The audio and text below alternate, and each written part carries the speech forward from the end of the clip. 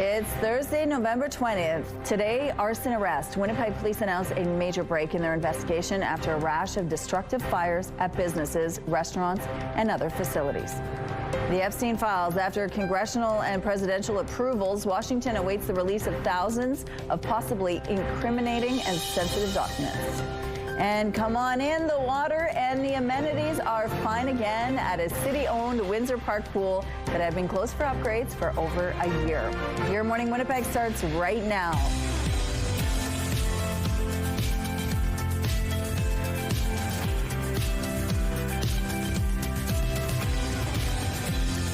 Good morning, Manitoba. Happy Thursday to you. Welcome to Your Morning Winnipeg. We have a lot in the next 3 hours for you, including Ainsley McPhail, who's live at the Children's Museum. They have their Eaton's vignettes back out. Of course, if you don't know the history, Eaton's store used to be where the Canada Life Centre is, and there used to be beautiful glass windows.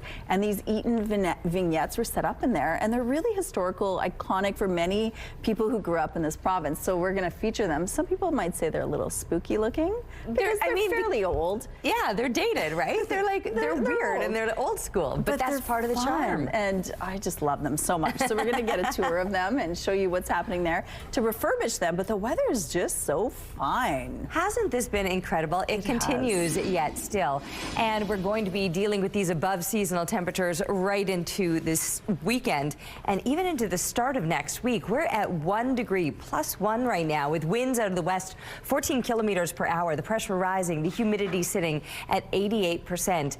To be on the plus side of freezing this time of the morning when normal lows would be -12, we're well over 10 degrees above seasonal, and we're still going to make some gains today. Not massive gains, but still, it will continue to warm up a little bit. Also, clearing out nicely. I know we've had a couple of days of some heavier clouds hanging around, but now all of those clouds starting to move on out of the way, pushing further to the east of us. Northern Manitoba will still deal with those heavier clouds, and with those clouds, perhaps a little bit of precipitation as well. In flurry form, quite likely. Your temperatures just cool enough. I mean, still above seasonal, but cool enough that that will likely show up as some light snow.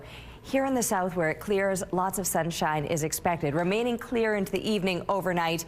Tomorrow we might see just a few more clouds, but still a mix of sun and cloud, and northern Manitoba starts to see those clouds breaking up for tomorrow as well, so things will be looking a little bit brighter. It does look like there's still another round of precipitation to be moving through parts of northern and central Manitoba. That's more looking ahead by the end of the week and into the weekend. Here into the weekend across southern Manitoba, it still remains well above normal. I'm talking 4 or 5 degrees, plenty of sunshine expected. The big changeup comes next week when the snow moves in and the temperatures drop. Thank you, Terry. A sigh of relief from Winnipeg business owners following a series of arsons across the city. A 35-year-old suspect is facing 22 counts for fires at several downtown restaurants and bars and damage done to 2 MLA constituency offices. CTV's Jeff Keel explains how police connected the dots. Winnipeg police have a suspect in a string of high-profile arsons plaguing the city since the summer. The incidents have caused a tremendous amount of concern, fear, and financial hardship to those who have been directly impacted. Police arrested a 35-year-old man for 22 arsons, break-and-enters, and damage-related offenses between June 11th and November 18th. They say Jesse Robert Sean Wheatland has been charged with 22 criminal charges, including arson with disregard for human life and 13 counts of arson causing damage to property. I think this is a very important announcement today that should set the minds of many of the members of the public at ease. Several downtown and exchange area restaurants and bars were hit, including the Commonwealth Kitchen and Bar, Johnny G's, the Exchange Event Center, the Tipsy Cow, La Roca, the Palomino Club, and Bougie. I think that this is a big sigh of relief for the industry to just, you know, when I'm locking up my restaurant tonight, there's less of a worry. Police also allege the suspect is responsible for the damage at the constituency offices of MLAs Bernadette Smith and Nahanni Fontaine. Both are grateful police made an arrest. The last months have been very uncertain, and in some respects it has left us feeling a little bit scared and frightened sometimes. But this arrest does not cover all of the arsons. Police believe the suspect was working alone and not part of any extortion plot. There are other unsolved arsons involving businesses where owners say they were being threatened to pay or else. I want to be clear. This investigation is not related to any of the previously reported extortion investigations. Those continue to be actively investigated. Jeff Keel, CTV News, Winnipeg. Police say the suspect was arrested on Magnus Avenue following an incident at a provincial treatment center. There was also damage to the Winnipeg School Division Administration building. Police say the suspect is cooperating and they have a motive for the fires but won't elaborate for investigative reasons. They also say this individual is not known to them. We're learning the city got to work enforcing new rules surrounding homeless encampments the very day they took effect. The public service says 2 encampments were cleared Monday, one by Omens Creek, not far from CF Polo Park, and another at a vacant lot at the corner of Ellen Street and Pacific Avenue in the Centennial neighborhood. The details were provided to councillors during Tuesday's Executive Policy Committee meeting. Overall, the public service says the initiative went well, and 3 people who were staying at the encampments chose to access housing provided through Main Street Project. Additionally, signage started going up at the 2 locations, along with several other sites across the city, informing people of the new regulations. The new rules prohibit encampments near playgrounds, recreation facilities, schools, bridges, as well as other areas. Unionized nurses in Manitoba are voting on whether to grey list a second hospital in the province. Members of the Manitoba Nurses Union started voting Wednesday on whether to give Thompson General Hospital the designation over safety issues. MNU President Arlene Jackson says nurses started thinking about grey listing the hospital in 2024 after someone fired a gun in the hospital's chapel. And Jackson says in August, a patient was stabbed in the waiting room and nurses felt the hospital was not a safe place to work. I think nurses throughout Manitoba are getting to the point where safety is a huge concern, and we're just not willing to take risks any longer. Health Minister Uzuma Azaguera says 8 institutional safety officers will be hired at Thompson General as quickly as possible. Voting by MNU members wraps up Friday. A new trade agreement has been signed to break down trade barriers within Canada.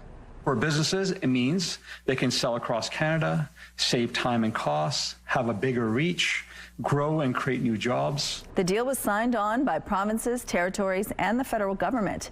It works on the idea that if something is allowed to be sold in one province, it can be sold anywhere in the country without any extra red tape.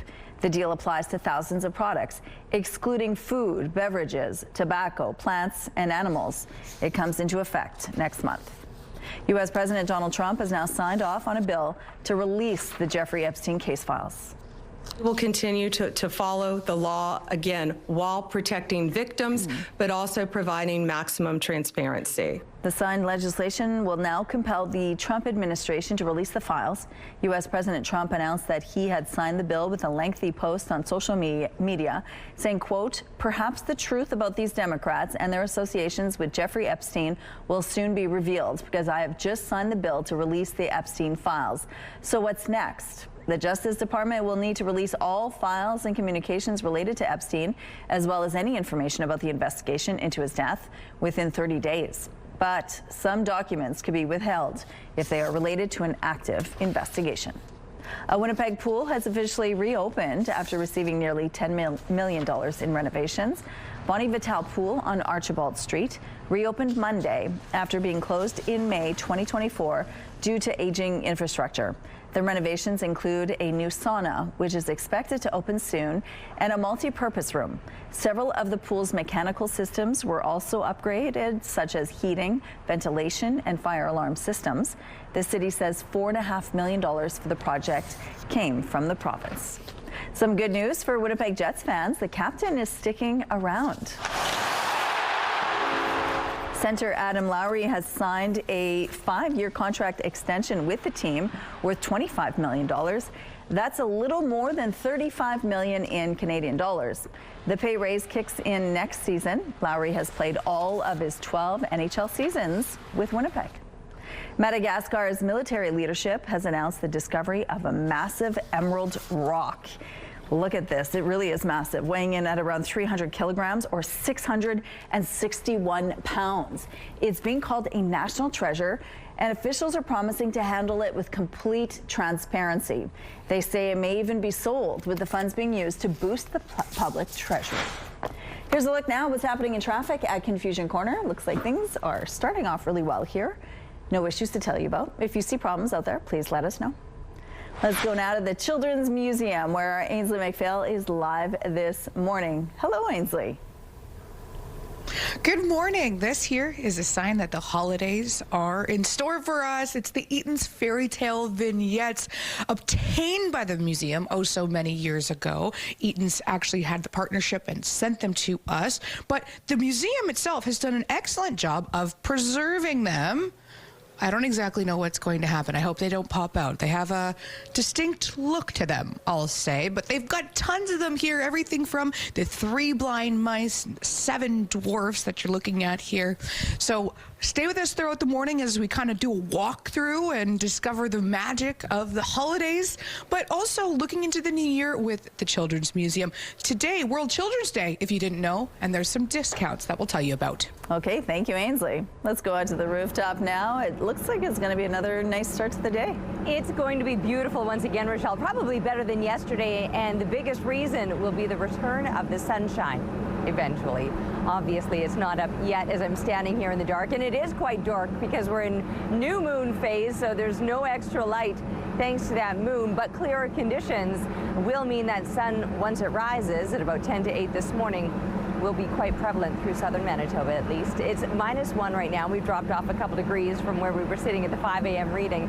Winds on the lighter side, just 15 clicks out of the west-southwest. The pressure rising and the humidity sitting at 92%. So yes, it has cleared out. We had those heavier clouds hanging around yesterday, obviously.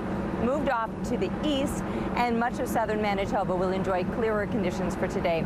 For northern Manitoba, still likely to have those heavier clouds hanging around and still likely to see a few scattered flurries in and about throughout the day today. But tomorrow will start to look a little bit brighter across northern Manitoba as those clouds begin to break up a little bit. Here in the south, it clears out today, stays clear overnight, still a mix of sun and cloud tomorrow, and bright, clear, mild conditions to carry us into the weekend. Taking a break right now, but we'll be back with Your Morning Winnipeg. We all know just how cold Manitoba winters can be. Imagine not having a winter coat, boots, a toque, or mitts, and stepping out into the cold. That's the reality for many kids. But you can change that. Give the gift of warmth. Donate to Coats for Kids. Good morning. 2 post-secondary facilities are expanding their paramedic programs thanks to some support from the province. We can't thank these folks enough for choosing this calling. Working in healthcare is a calling. It's an incredibly rewarding profession. It takes special people to choose that path. Officials say RRC Polytech is adding 14 new primary care paramedic seats, while University College of the North will have 16 new seats. It means a combined total of 40 and 32 respectively. Additionally, RRC Polytech is creating a new direct entry paramedic program in the fall. Direct entry means that the curricula has been augmented a little bit so that courses like anatomy and physiology are included in the curricula rather than having folks need to go to university or to another learning institution in advance with those credentials. So it really allows people to find their way in faster. But in a statement, the president of the Manitoba Association of Healthcare Professionals, Jason Linklater, says Wednesday's announcement, quote, does not represent a significant solution to the paramedic staffing crisis. And, quote, those new students won't be ready to work for years. Meanwhile, rural Manitoba continues to lose full-time paramedics due to years of short staffing, mandatory overtime, difficult working conditions, and lack of opportunity. Your drive in South Winnipeg could be quicker and hopefully safer thanks to 2 infrastructure projects. Design work is set to start on upgrades to the Abenogi-Mi'kmaq and Waverly Street intersection. Earlier this year, a city committee passed a motion to look into safety improvements at the intersection. Several improvements are now on the table. This includes adding a second eastbound turning lane and extending the existing east and westbound turning lanes. The changes would be incorporated during the planned renewal of Abenogi-Mi'kmaq in 2027. The city is also working on a road extension design connecting Bison Drive from Frontier Trail to Waverly Street. It says the move would make it easier and safer for people to get around, but says the draft design is being developed for council's consideration. That work would also see improvements to the Bison and Waverly intersection. The city is now accepting bids to restore a bridge that has been closed for months. The public service is looking for someone to begin work on the first phase of the Louise Bridge substructure rehabilitation. The 115-year-old bridge closed in May as part of an annual inspection, but the reopening was delayed after crews found more serious issues. The latest the work is expected to be completed is June 2027. Prime Minister Mark Carney touched down today in the United Arab Emirates ahead of the G20 summit in South Africa, looking to diversify Canada's economy. CTV's Rachel Aiello is in Abu Dhabi with more on the trade talks. The Prime Minister has come to this Gulf nation to pitch Canada to wealthy investors and to advance trade talks, but he'll be doing so while navigating some delicate diplomatic discussions. Arriving in Abu Dhabi, the Prime Minister was greeted with a grand welcome. Over the next 2 days, Carney will have a series of meetings with top government and industry leaders to try and attract more capital to Canada. Potentially helping that happen, according to a senior government official who briefed reporters on the plane, the two countries will be signing a foreign investment protection agreement while Carney is here, a pact that's been in the works for nearly a decade. The Prime Minister also intends to launch trade talks with the UAE towards a new comprehensive economic partnership agreement that would make it easier to do business. Last year, Canada's two-way trade with the UAE was valued at more than $3 billion. But the federal government sees potential to expand energy, agriculture, and artificial intelligence partnerships. Carney's time in the UAE also comes as this country is pushing back hard on accusations it's fueling Sudan's war. The Canadian officials expect the Prime Minister to raise the issue along with a series of other security concerns. But that and other frank conversations the senior official said Carney is likely to have here are all going to be happening entirely behind closed doors, as the UAE government is restricting Canadian media access to the Prime Minister's bilateral meetings. Rachel Aiello, CTV News, Abu Dhabi. Sweden's royal family says our country should stick together in a dramatically changing world. And so there is already friendship and collaboration on many fields. So there's a lot of things we can work together on. We have not only been here on the state visits, 3 of them, but we have been here during the Olympic Games as well in Calgary and Vancouver. King Carl Gustaf XVI and Queen Sylvia spoke with CTV's Omar Sachedina in an exclusive interview. Their state visit wraps up today with a stop in Montreal. A portrait with a complex history has become the most expensive work of modern art ever sold at an auction. The Klimt Julian is yours. Congratulations. The buyer remains anonymous, but this portrait by Austrian artist Gustav Klimt sold for more than $235 million US at Sotheby's in New York. It was on loan to the National Gallery of Canada in 2017. Some road closures to remind you about this morning. Archibald Street southbound, Elizabeth Road to Guibault Road. The southbound curb lane is closed for gas work. Lanes will open during rush hour. And Broadway eastbound between Yonge and Spence Streets, the eastbound curb lane closed for communications work. If you have any other traffic tips, please let us know by texting them to us at 10400. And a look outside now through the Bathfitter Live Eye Bathfitter, your bath and shower experts for more than 40 years. Dark out there, I was saying earlier, the lack of a moon this morning, or technically that it's in its full moon phase. The moon is still there. It's just that it's in its most shadowed moment. And so as a result, we're not getting any of that extra light. But once the sun begins to rise at about 10 to 8 this morning, we will enjoy plenty of that sun today as these clouds have started to clear. I'll show you the satellite in just a second. First, taking a look at the temperatures and an above seasonal start to the day, minus 12. That would be a normal low temperature, and you can see all throughout southern Manitoba. We're a lot closer to the freezing mark. We were, in fact, in the plus digits just until last hour and then slipped to -1 this morning. Northern Manitoba also very mild compared to what is normal for this time of year. Around -19 would be a seasonal low temperature up around the Churchill area. You're sitting at -8 right now, which is already above a seasonal daytime high. -11 would be a normal high temperature. So just to give you an idea of how much milder it is areas than what you would expect this time of year. Now, northern Manitoba will deal with the heavier clouds throughout the day today, and the precipitation, which doesn't read on the satellite image, but scattered flurries are expected. Here in the south, it's already clearing out nicely, and plenty of sunshine will be enjoyed throughout the day today. With the mercury on the rise, we'll eventually push above the freezing mark again. 0 degrees as kids get settled into the classroom. 2 degrees by lunchtime, and our expected high of 3 will be reached by the time kids are coming home from school today. Still in the plus digits tomorrow, although a lot closer to the freezing mark. The coolest day of the week. The weekend very mild as we're bumping up a fistful of degrees above the freezing mark. But next week, that's when the change-up comes as these temperatures start to slide, the heavier clouds move in, and we start to see some flurries. And our beautiful-looking snowy owl, how stunning is this? Looking backwards at us. Thanks to Denise for the photo, and keep the coming, please, to Winnipeg weather at ctv.ca. We're taking a break, but we'll be back with Your Morning Winnipeg.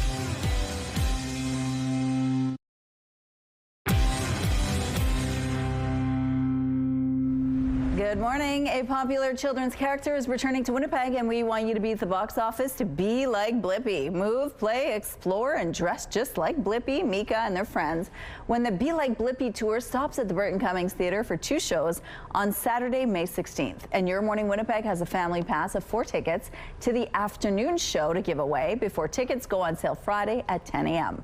To enter, head to the contest page on our website, ctvwinnipeg.ca. Good luck. Meadow Lake Tribal Council in Saskatchewan is issuing an urgent plea to both the provincial and federal governments, saying policing is broken and putting lives at risk.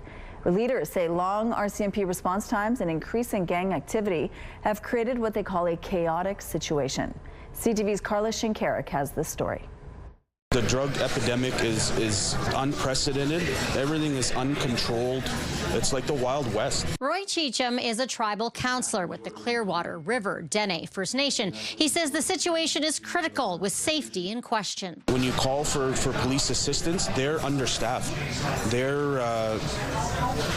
don't have time. Members of the Meadow Lake Tribal Council explained at a news conference Wednesday the crisis facing their communities with the lack of law enforcement. Why is it in northern Saskatchewan and First Nations people, we have 2,000 people and there's not a police force there? The communities pay for their own security to try to keep people safe, over $1 million a year in some cases, with RCMP detachments in neighboring areas. Response time for RCMP to get to some of the more remote areas is over an hour, according to Chief Jeremy Norman.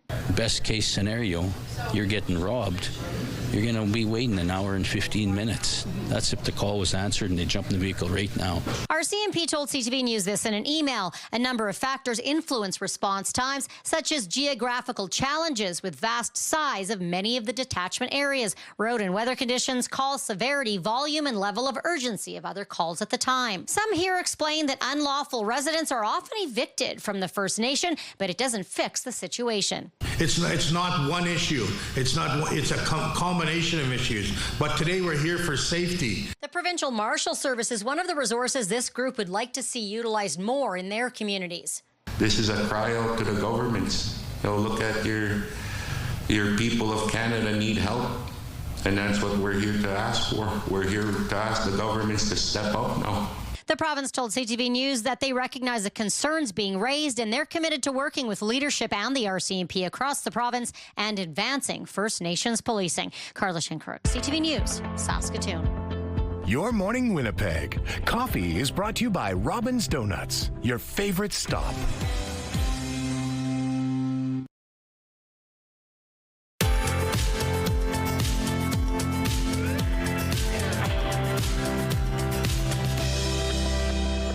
-1 outside this morning and fairly clear conditions already with winds out of the west-southwest on the lighter side, 15 kilometers per hour. The pressure is rising and the humidity is sitting at 92%. And yes, these clouds from the last couple of days now have started to clear out, and so throughout southern Manitoba, it will be a brighter day today. Eventually, it's so dark right now. I've been talking about the new moon phase, but the sun not even rising till about 10 to 8 this morning, so we still have a ways to go. But with these clear conditions, we should start to see the day glow well in advance of that, whereas northern Manitoba, you can see the extra clouds, and with those clouds, there's likely to be a bit of precipitation as well. Some flurries across northern Manitoba, but not the case here in the south. Just a beautiful sunny day and plus digits expected once again. Well above seasonal temperatures are going to continue. -4, that is now a normal daytime high, and instead we're pushing above the freezing mark to a high of 3 degrees. We'll have winds out of the west throughout the day today, but on the lighter side overall, and even lighter winds expected overnight as they shift out of the northwest. Fairly clear still as we drop down to -5. Another sunny one tomorrow, or more of a mix of sun and cloud. We might start to see a few more clouds moving back in again, but still plenty of sunshine to enjoy, and maybe slightly cooler temperatures, but still likely to crack the freezing mark, headed to a high of 1 degree before the temperatures really ramp up for the weekend. I'm talking 5 degrees, 4 on Sunday, and 5 again on Monday, with plenty of sunshine to kick off the week, but it changes abruptly with the clouds moving in. The precipitation that's going to come with it, likely in flurry form as those temperatures start to slide. A convicted sex offender who refused mandatory sexual offender programming is expected to live in Winnipeg. 36-year-old Desmond Jared Shane Catchaway was released Wednesday with a long list of conditions. It includes a lifetime weapons ban, no contact with people younger than 16, and he cannot have a cell phone. Police say Catchaway has a history of not complying with release orders. He's considered high risk to reoffend. Charleswood residents are raising the alarm over a potential new multi-family development. The 6-story building with 132 units is proposed for a large swath of Roblin Boulevard. But residents say privacy, safety, and even drainage concerns haven't been considered. CTV's Joseph Bernanke has more on what's at stake for homeowners. It's going to be a blight on the neighborhood. Doesn't fit in at all.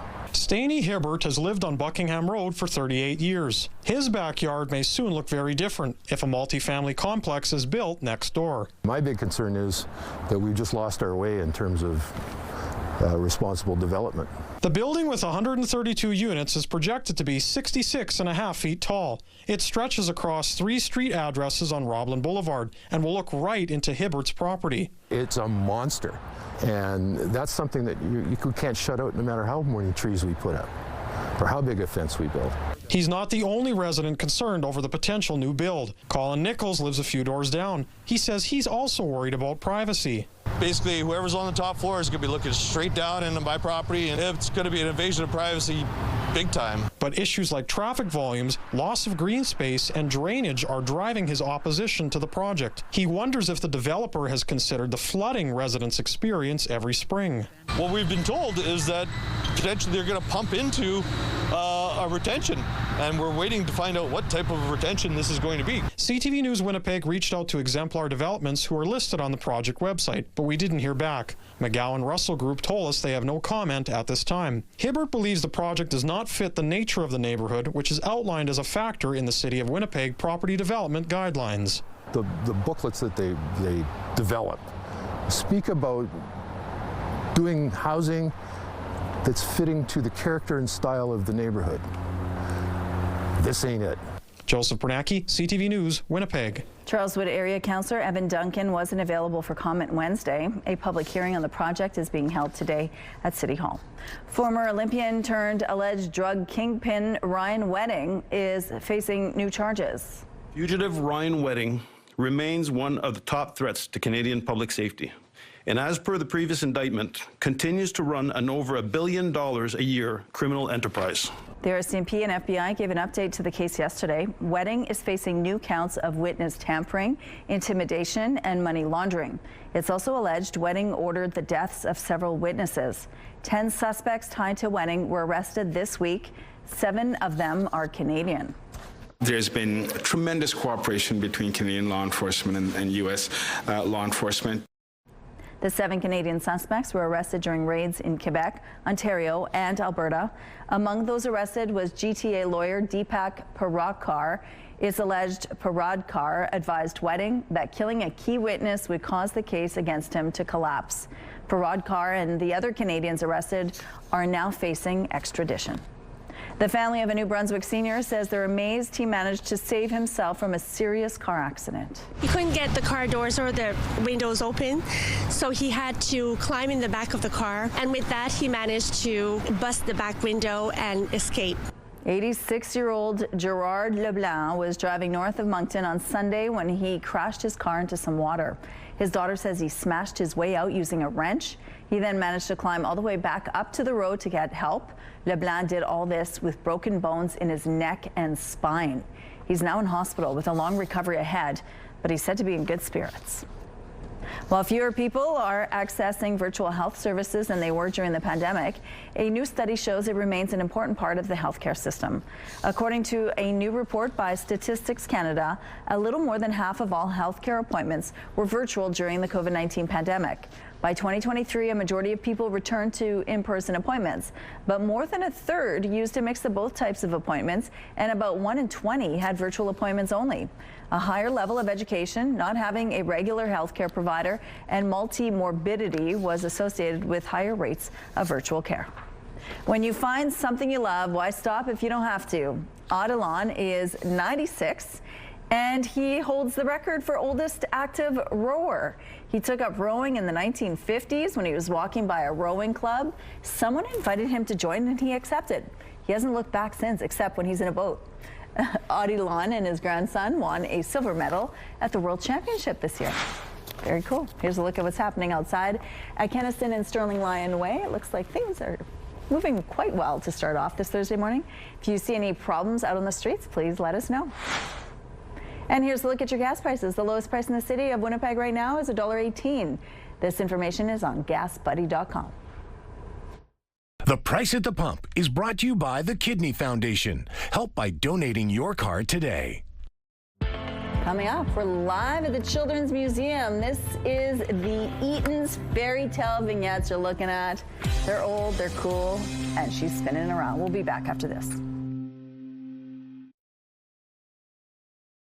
Weather brought to you by Blinds Are Beautiful, helping your home get holiday ready with blinds from Hunter Douglas.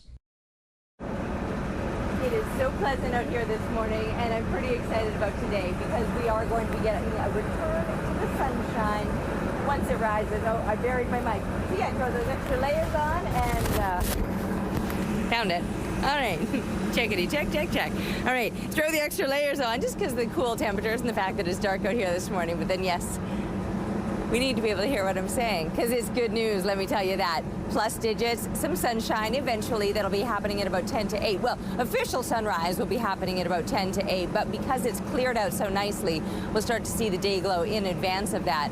It's -1 right now. We're already above a normal daytime high, never mind seasonal low temperatures that would typically have us at about -12 for this time of day, this time of year.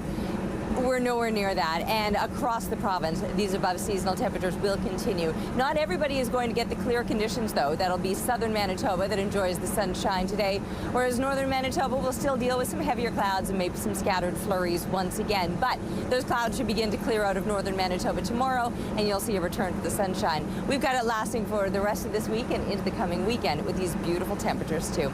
Let's check in now with Ainsley McPhail and see what's going on down at the Children's Museum. Hey, Ainsley.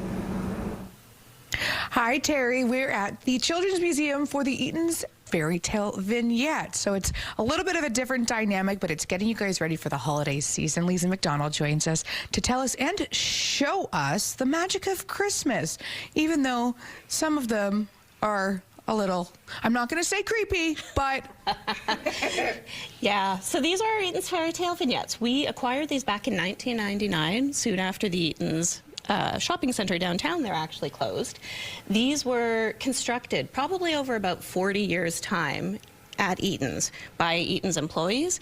So as you go through and start to look at some of the vignettes, you'll see that they're all made of different materials, different fabrication items. You've got some that are rubber characters, paper mache, clay, like they're really a found art sort of piece. But yeah, each of the vignettes tells its own story, whether or not it's a fairy tale, nursery rhyme, that sort of thing.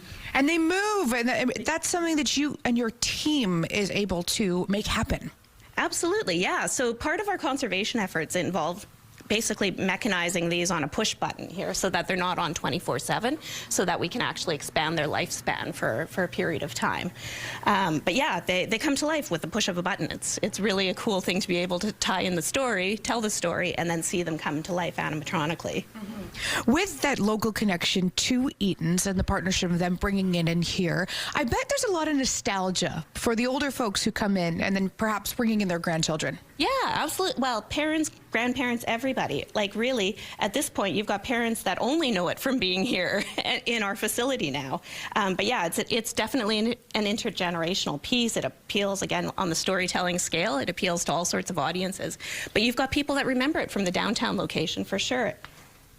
Okay, what does this one do? They always surprise me. Before we're out of time, when can people catch these? You can actually see them up until our holiday exhibit closes on January 4th. They're available anytime during regular general admission. You can come by or visit, and on weekends we actually have tours available at 2 p.m. Saturdays, Sundays. And one more thing, it's World Children's Day, which a lot of folks might not know, but you guys have some incentives. We do 50% off for all kids. Any general admission today for children, 50% off. Kids love a deal.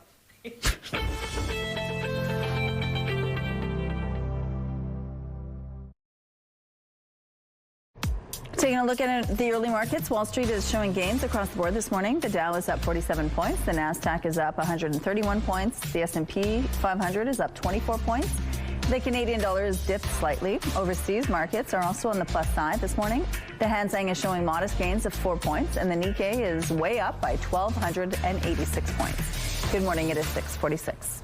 Unionized nurses in Manitoba are voting on whether to grey list a second hospital in the province. Members of the Manitoba Nurses Union started voting Wednesday on whether to give Thompson General Hospital the designation over safety issues. MNU President Darlene Jackson says nurses started thinking about grey listing the hospital in 2024 after someone fired a gun in the hospital's chapel. And Jackson says in August, a patient was stabbed in the waiting room, and nurses felt the hospital was not a safe place to work. I think nurses throughout Manitoba are getting to the point where safety is a huge concern, and we're just not willing to take risks any longer. Health Minister Uzuma Azaguera says 8 institutional safety officers will be hired at Thompson General as quickly as possible. Voting by MNU members wraps up Friday. The Ontario government has now passed a controversial education bill. Bill 33 is all about putting school boards back on track that fall off the rails. The workers united will never be defeated. The bill has sparked protests from many education workers and critics who argue it will centralize power over school boards and make the system less democratic. The legislation, expected to receive final approval today, will allow the education minister to easily take over a school board, even if it isn't in financial trouble. The government says the bill is a way to make sure school boards stick to their mandates instead of veering off course. The Winnipeg Humane Society says demand for its food bank is higher than ever, but that's not stopping the organization from getting into the holiday spirit, and it needs your help putting together hampers for some furry friends. Here's CTV's Daniel Hummerson. Here at Brenda Leipzig Dog Park, Glenn McKellar says he always wanted a dog, but waited until retirement to welcome one into his family. He brought German Shepherd Takea home just a couple months ago, and he's learning dogs are a lot of work, a lot of fun, and a lot of money. It's a couple $100 a month to feed her. You know, it's a quite expensive bill. And then you get the surprise vet bills and stuff like that. You know, it's not easy bringing up a dog. But McKellar says it's absolutely worth it. Every minute, every penny, every second of every day. She's just brought joy to our life. And joy is one of the reasons why the Winnipeg Humane Society wants to help pet owners struggling with rising costs. Our goal is to make sure that families can keep their pets, and if that's them collecting food every month, then that's no problem for us. We love to do it, and that's what we're here for. Community Outreach Manager Kendra Galbraith says demand for the organization's pet food bank tripled in 6 months, from 88 appointments in April to a staggering 301 in October. Any one of us can go through some kind of financial situation or personal situation that now all of a sudden we can't afford this pet that we truly love and care for. And now the Humane Society is hoping to make the holiday season a little brighter too. The organization wants to put together special hampers for 50 dogs and 50 cats with food, treats, and a little something extra. It's the holiday season. We want to spread some cheer, so we're handing out toys, we're handing out litter if we can get donated, if we can get collars and leashes. Back at the dog park, Jill Bristow, who has a dog and 3 cats, says she's happy the food bank is there for pet owners who need it, especially over the holidays. I'm fortunate to have not been in that situation, but it'd be a really tough thing, because to people, a lot of people, most people, pets are their family, right? So you want them to have the very best that they can have. Daniel Homerson, CTV News, Winnipeg. The Humane Society is accepting donations for its holiday hamper drive until December 3rd. You can find a list of items online, or you can make a cash donation. And if you're in need of a holiday hamper, the Humane Society is handing them out at the West End Resource Centre from 3 to 4 p.m. on December 16th. Some road closures to remind you about this morning. We've got Archibald southbound curb lanes are closed. Broadway Street eastbound lane is closed, and the curb lane is closed from Yonge to Spence Street. -1 outside this morning. Look at that. I mean, we can already start to see a little of what's going on out there, and we're an hour away from the sun officially rising. But with these clearer conditions, you start to see that day glow well in advance. At -1, we are well above seasonal. Normal lows would be -12 this time of year. Winds out of the west-southwest are 15 kilometers per hour. The pressure rising, and the humidity is sitting at 92%. Those clouds started to clear out into the evening overnight and will continue to do so throughout the day here through southern and parts of central Manitoba.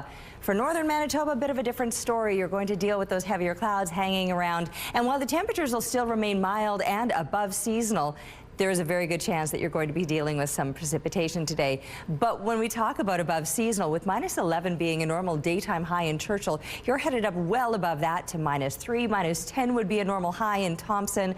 -2 is what you're expecting. So more than 5 degrees above seasonal.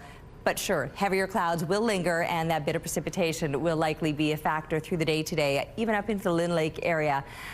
Some places where temperatures would be about -7 this time of year, you're still looking to be at least a few degrees above that. But the heavier clouds pretty much all across northern Manitoba, whereas once we're moving more into central and southern Manitoba, that clearer sky will amount to increasing amounts of sunshine, and our temperatures here across the south will be pushing above the freezing mark. Even if we're starting just a couple degrees below seasonal right now, normal lows would be around -12 and normal daytime highs -4. And instead, we're moving into the plus digits and will continue to be well above seasonal all throughout this week. Enjoying the sunshine now that it's back again. We'll see it sticking around for the next stretch of days. Further to the east of us, some heavier clouds might linger, but you'll start to see more of that clearing then overnight, and tomorrow things will start to look a little bit brighter for you. Speaking of brighter, all throughout this week and into the coming weekend, it's not until next week when the clouds move back and the temperatures fall.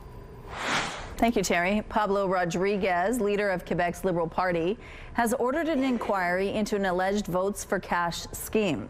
As CTV's Geneviève Beauchemin tells us, the former federal MP says he didn't know anything about allegations that party members may have been paid to vote for him until recently. Quebec Liberal leader Pablo Rodriguez faced a barrage of questions. Je n'ai rien à cacher. Rien à cacher. And he repeatedly denied any knowledge of allegations of a vote for cash scheme to get him elected leader. I have nothing to hide. I'm fully transparent, and I don't accept that my party's attacked like this. Rodriguez took the helm of the provincial Liberals in June in a hotly contested race. This week, in the wake of turmoil over firing within the party, the investigative unit of Québécois Media published what it alleges are text messages between two elected officials. One reportedly discusses getting the vote out for Rodriguez. A separate one allegedly refers to party members getting a brownie for voting. Rodriguez warned people against reaching conclusions until an inquiry is done, saying nothing confirms whether the texts are real or falsified. What I've said is that there's a few textos this morning, not related to anyone, no source confirmed, no phone number, nothing. And this can destroy lives, careers, and hurt the party. Before making the move to provincial politics, Rodriguez was a long-time federal Liberal MP, a former cabinet minister and Quebec lieutenant. Some of his former colleagues expressed confidence in Rodriguez in Ottawa, including Minister of Transport Stephen McKinnon, who called him a friend. The party says vague allegations that were dismissed as unfounded were made in the spring. Now, this investigation is expected to go quickly. Geneviève Beauchemin, CTV News, Montreal. An emotional reunion unfolded at the Calgary International Airport for a Syrian refugee family that hasn't seen each other in 10 years. After spending a decade navigating Canada's immigration system, they were finally able to welcome their daughter and her young family to Alberta. CTV's Tara Fikowski has more. A mother anxiously awaits her daughter and young family to arrive at the Calgary International Airport, a reunion she's dreamt of for years. I can't sleep and woke up just thinking about my daughter. She will to come soon. This moment has been a decade in the making. A long-awaited embrace with her daughter, son-in-law, and 2 grandchildren she's never met until now. Oh, everything now awesome. I'm so happy. This is the best day of my life. I never felt this happy in my life together, all the family together. After fleeing conflict in Syria in 2012, the Mohammed family took refuge in Jordan before coming to Canada in 2016.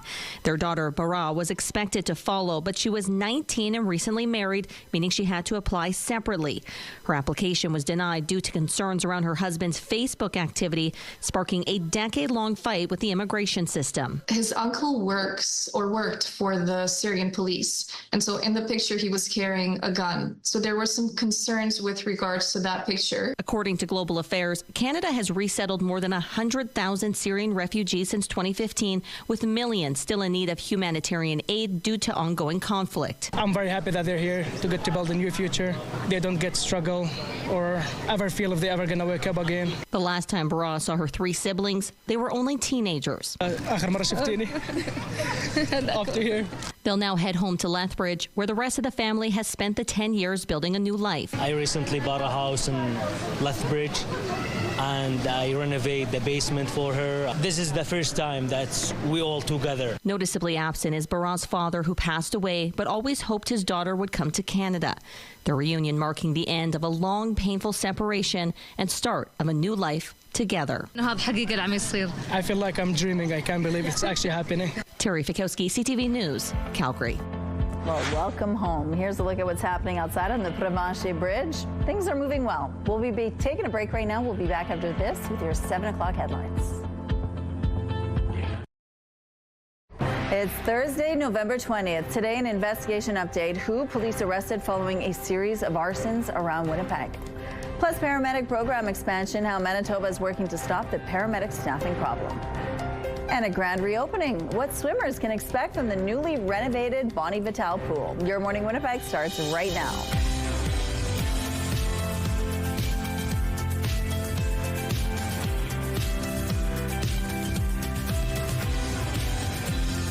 Good morning, Manitoba. It is 7 o'clock on your Thursday. Thank you so much for being with us here on Your Morning Winnipeg at 7:52 in our Community Connection. Today is World Children's Day, and so we're going to talk about the CNIB and how they're bringing in a new charter to ensure that all kids, including those who are blind or who are visually or have vision problems, can have access to tools in the classroom so that they can be successful in their learning. So we're going to talk a little bit more about that and what that looks like.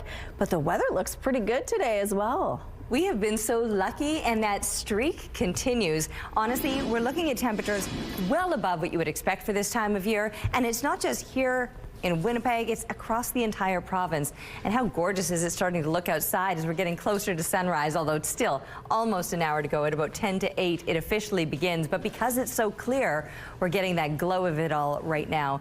-1 at the moment with winds out of the west-southwest, 15 kilometers per hour. The pressure is rising and the humidity is sitting at 92%.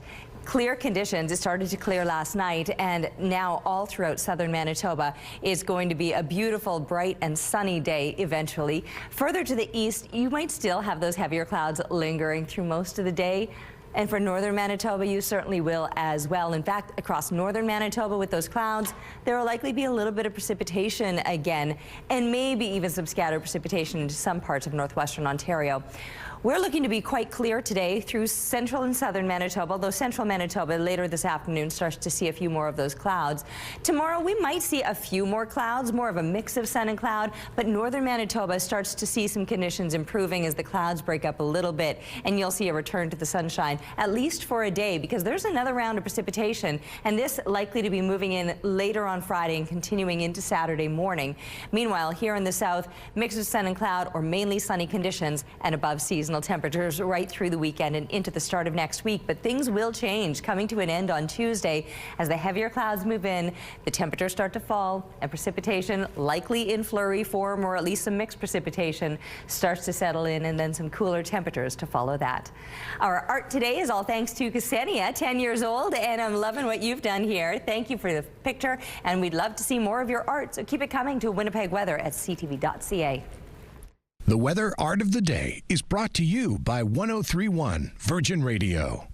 A sigh of relief from Winnipeg business owners following a series of arsons across the city. A 35-year-old suspect is facing 22 counts for fires at several downtown restaurants and bars and damage done to 2 MLA constituency offices. CTV's Jeff Keel explains how police connected the dots. Winnipeg police have a suspect in a string of high-profile arsons plaguing the city since the summer. The incidents have caused a tremendous amount of concern, fear, and financial hardship to those who have been directly impacted.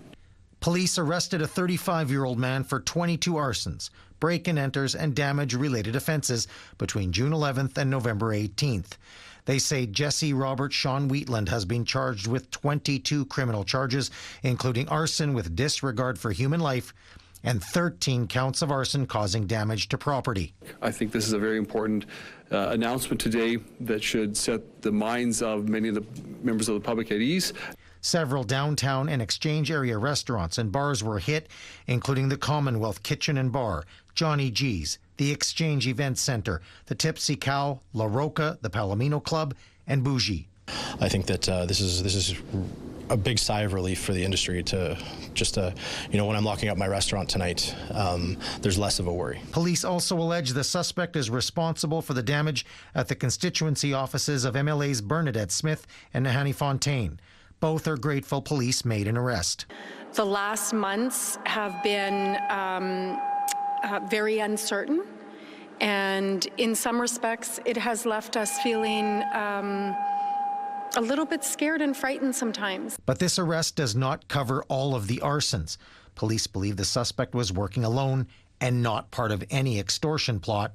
There are other unsolved arsons involving businesses where owners say they were being threatened to pay or else. I want to be clear. This investigation is not related to any of the previously reported extortion investigations. Those continue to be actively investigated. Jeff Keel, CTV News, Winnipeg. Police say the suspect was arrested on Magnus Avenue following an incident at a provincial treatment center. There was also damage to the Winnipeg School Division Administration building. Police say the suspect is cooperating and they have a motive for the fires, but won't elaborate for investigative reasons. They also say this individual is not known to them. 2 post-secondary facilities are expanding their paramedic programs thanks to some support from the province. We can't thank these folks enough for choosing this calling. Working in healthcare is a calling. It's an incredibly rewarding profession. It takes special people to choose that path. Officials say RRC Polytech is adding 14 new primary care paramedic seats, while University College of the North will have 16 new seats. It means a combined total of 40 and 32 respectively. Additionally, RRC Polytech is creating a new direct entry paramedic program in the fall. Direct entry means that the curricula has been augmented a little bit so that courses like anatomy and physiology are included in the curricula rather than having folks need to go to university or to another learning institution in advance with those credentials. So it really allows people to find their way in faster. But in a statement, the president of the Manitoba Association of Healthcare Professionals, Jason Linklater, says Wednesday's announcement, quote, does not represent a significant solution to the paramedic staffing crisis. And, quote, those new students won't be ready to work for years. Meanwhile, rural Manitoba continues to lose full-time paramedics due to years of short staffing, mandatory overtime, difficult working conditions, and lack of opportunity. Canada has scored a C- on Participaction's new adult report card on exercise. Society is based out of technology, so these technological advancements have pretty much socially engineered movement out of our daily lives. Less than half of adults are meeting guidelines of at least 150 minutes of moderate to vigorous physical activity each week. Daily step counts have fallen behind, with just 32% meeting the recommended 7,500 steps a day, a drop from 49% in 2021. Some good news for Winnipeg Jets fans. The captain is sticking around. Center Adam Lowry has signed a 5-year contract extension with the team worth $25 million US. That's a little more than $35 million in Canadian dollars. The pay raise kicks in next season. Lowry has played all of his 12 NHL seasons with Winnipeg. A Winnipeg pool has officially reopened after receiving nearly $10 million in renovations. Bonnie Vital Pool on Archibald Street reopened Monday after being closed in May 2024 due to aging infrastructure. The renovations include a new sauna, which is expected to open soon, and a multi-purpose room. Several of the pool's mechanical systems were also upgraded, such as heating, ventilation, and fire alarm systems. The city says $4.5 million for the project came from the province. Here's a look at what's going on in traffic now along the Norwood Bridge. Things are moving well to start off this morning. If you have any traffic tips to share with us, please text them. A collective sigh of relief on Bay and Wall Streets after NVIDIA delivered a surprisingly strong revenue forecast and pushed back on the idea that the AI industry is in a bubble, easing concerns that had spread across the tech sector. The world's most valuable company expects sales of about $65 billion in the January quarter, roughly $3 billion more than analysts predicted. NVIDIA also said that a $500 billion revenue bonanza due in coming quarters may be even bigger than anticipated. Well, Canada is going to start negotiations with the UAE on a comprehensive economic partnership agreement. It would cut tariffs, remove trade barriers, and expand market access to Canadian exporters while helping facilitate UAE investment into major projects in Canada, including data centers and critical minerals. The UAE is one of Canada's top trading partners in the Middle East and Northern Africa. Prime Minister Mark Carney has been pushing to strengthen ties around the world as part of the trade war with the U.S. Those are your morning business headlines. For BNN Bloomberg, I'm Roger Peterson. Let's go now to Ainsley McPhail, who's live at the Children's Museum this morning, telling us all about the Eaton's fairy tale vignettes that are back for the holidays. Good morning.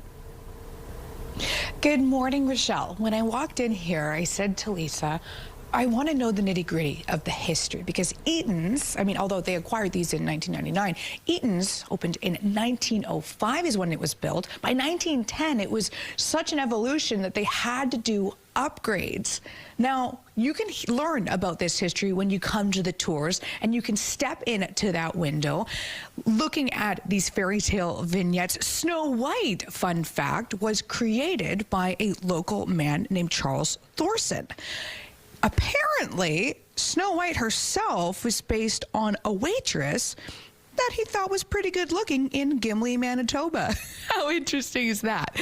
So come to the Children's Museum, have a look at the vignettes. Later on in the show, we're going to be talking about the restoration, because although everything inside is original, all of the casings and the lighting and even the buttons, well, that's been done by the folks here at the Children's Museum. I love how mini everything is, the little rug and the little beds. It's so cute. Okay, thank you, Ainsley. Let's go out to the rooftop now. We might see the sun today. We sure will. We just have to wait a little while longer for it to even begin to rise. 7:49 or 10 to 8. That's when the sun officially starts to rise, but already off to the east, I'm seeing a little bit of that glow and very few clouds. They've been clearing throughout the morning or the night, I suppose, and will continue to clear through the morning. So yes, plenty of sunshine is expected today. I had my mittens out. I was about to put them on and realizing again, I really don't need them. It's -2 right now with a west wind 19 kilometers per hour. The pressure is rising and the humidity sitting at 92%. It will remain incredibly mild throughout the day today, with these temperatures pushing up into the plus digits, and that's where all of southern Manitoba will end up today, with the sun shining over us. Now, northern Manitoba will still likely remain just below the freezing mark, but still well above what you would expect for this time of year. However, you won't be seeing as much sunshine across northern Manitoba. Not today. Heavier clouds, maybe some scattered flurries, but things will clear out a little more so for tomorrow and be looking a little bit brighter across the north. Here in the south, the sunshine will last, or at least a mix of sun and cloud for the rest of this week, through the weekend, and even into the start of next week. The abrupt change, and it will feel pretty abrupt, because after these well above seasonal temperatures, we've been spoiled. But next week, things are starting to cool down with some heavier clouds and some snow that'll be moving in too. Weather is brought to you by ABC Fire and Safety, your CO2 refill store. It's time now for our question of the day. Christmas is only 34 days away, so we'd like to know, have you started your holiday shopping yet? You can text your answer along with your name to 10400. Make sure to follow the automated instructions so we can feature your response. At Your Morning Winnipeg, we're all about celebrating your amazing pets, furry, feathered, or scaly, and our pet of the week is Chubbs this week. This cutie is a Springer Spaniel. Jamie tells us Chubbs was the only pup of the litter. He likes to jump up and chase bubbles from a wand, and his favorite foods are pretty much anything. We salute you, Chubbs. You're our pet of the week. Cute face. Your pet of the week submissions are amazing. We want more. Drop your pet photos and a fun little story about them to pet of the week at ctv.ca, and then catch us every Thursday to find out if your pet is our pet of the week on Your Morning Winnipeg. We're going to take a break here. We'll be back right after this.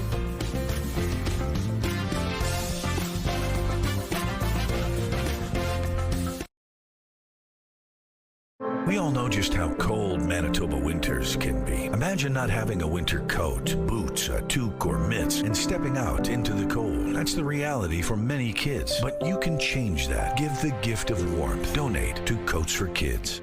We're learning the city got to work enforcing new rules surrounding homeless encampments the very day they took effect.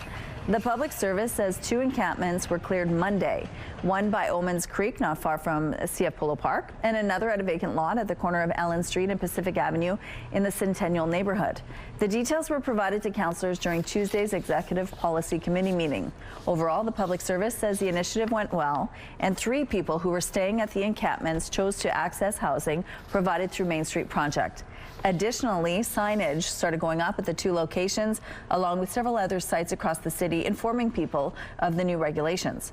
The new rules prohibit encampments near playgrounds, recreation facilities, schools, bridges, as well as other areas. The city is now accepting bids to restore a bridge that has been closed for months. The public service is looking for someone to begin work on the first phase of the Louise Bridge substructure rehabilitation. It involves rejuvenating its structural pier, underwater work, as well as the installation of bridge bearings. The 115-year-old bridge closed in May as part of an annual inspection, but the reopening was delayed after crews found more serious issues. The latest the work is expected to be completed by is June 2027. Your drive in South Winnipeg could be quicker and hopefully safer thanks to 2 infrastructure projects. Design work is set to start on upgrades to the Abinogi-Mi'kmaq and Waverly Street intersection. Earlier this year, a city committee passed a motion to look into safety improvements at the intersection. Several improvements are now on the table. This includes adding a second eastbound turning lane and extending the existing east and westbound turning lanes. The changes would be incorporated during the planned renewal of Abinogi-Mi'kmaq in 2027. The city is also working on a road extension design connecting Bison Drive from Frontier Trail to Waverly Street. It says the move would make it easier and safer for people to get around, but says the draft design is being developed for council's consideration. That work would also see improvements to the Bison and Waverly intersection. Here's what's happening now on McPhillip Street. Looks like things are starting off pretty well in this part of the city. No issues to tell you about at this point in the drive. If you do see any problems out there, though, please let us know. Traffic is brought to you by Mr. Lube Plus Tires. Open late, ready when you are. Time now for some entertainment news. The soothing sounds of the Emerald Isle will grace an audience in Winnipeg this spring. And we'll all go together to pull wild mountain thyme all around the blooming heather. Will you? Its new show, A New Era, on a North American tour in the new year. They'll be making a stop at Centennial Concert Hall on April 6th. Tickets go on sale Friday. Just head to centennialconcerthall.com or call the box office. Items from the estate of Gordon Lightfoot are going up for auction.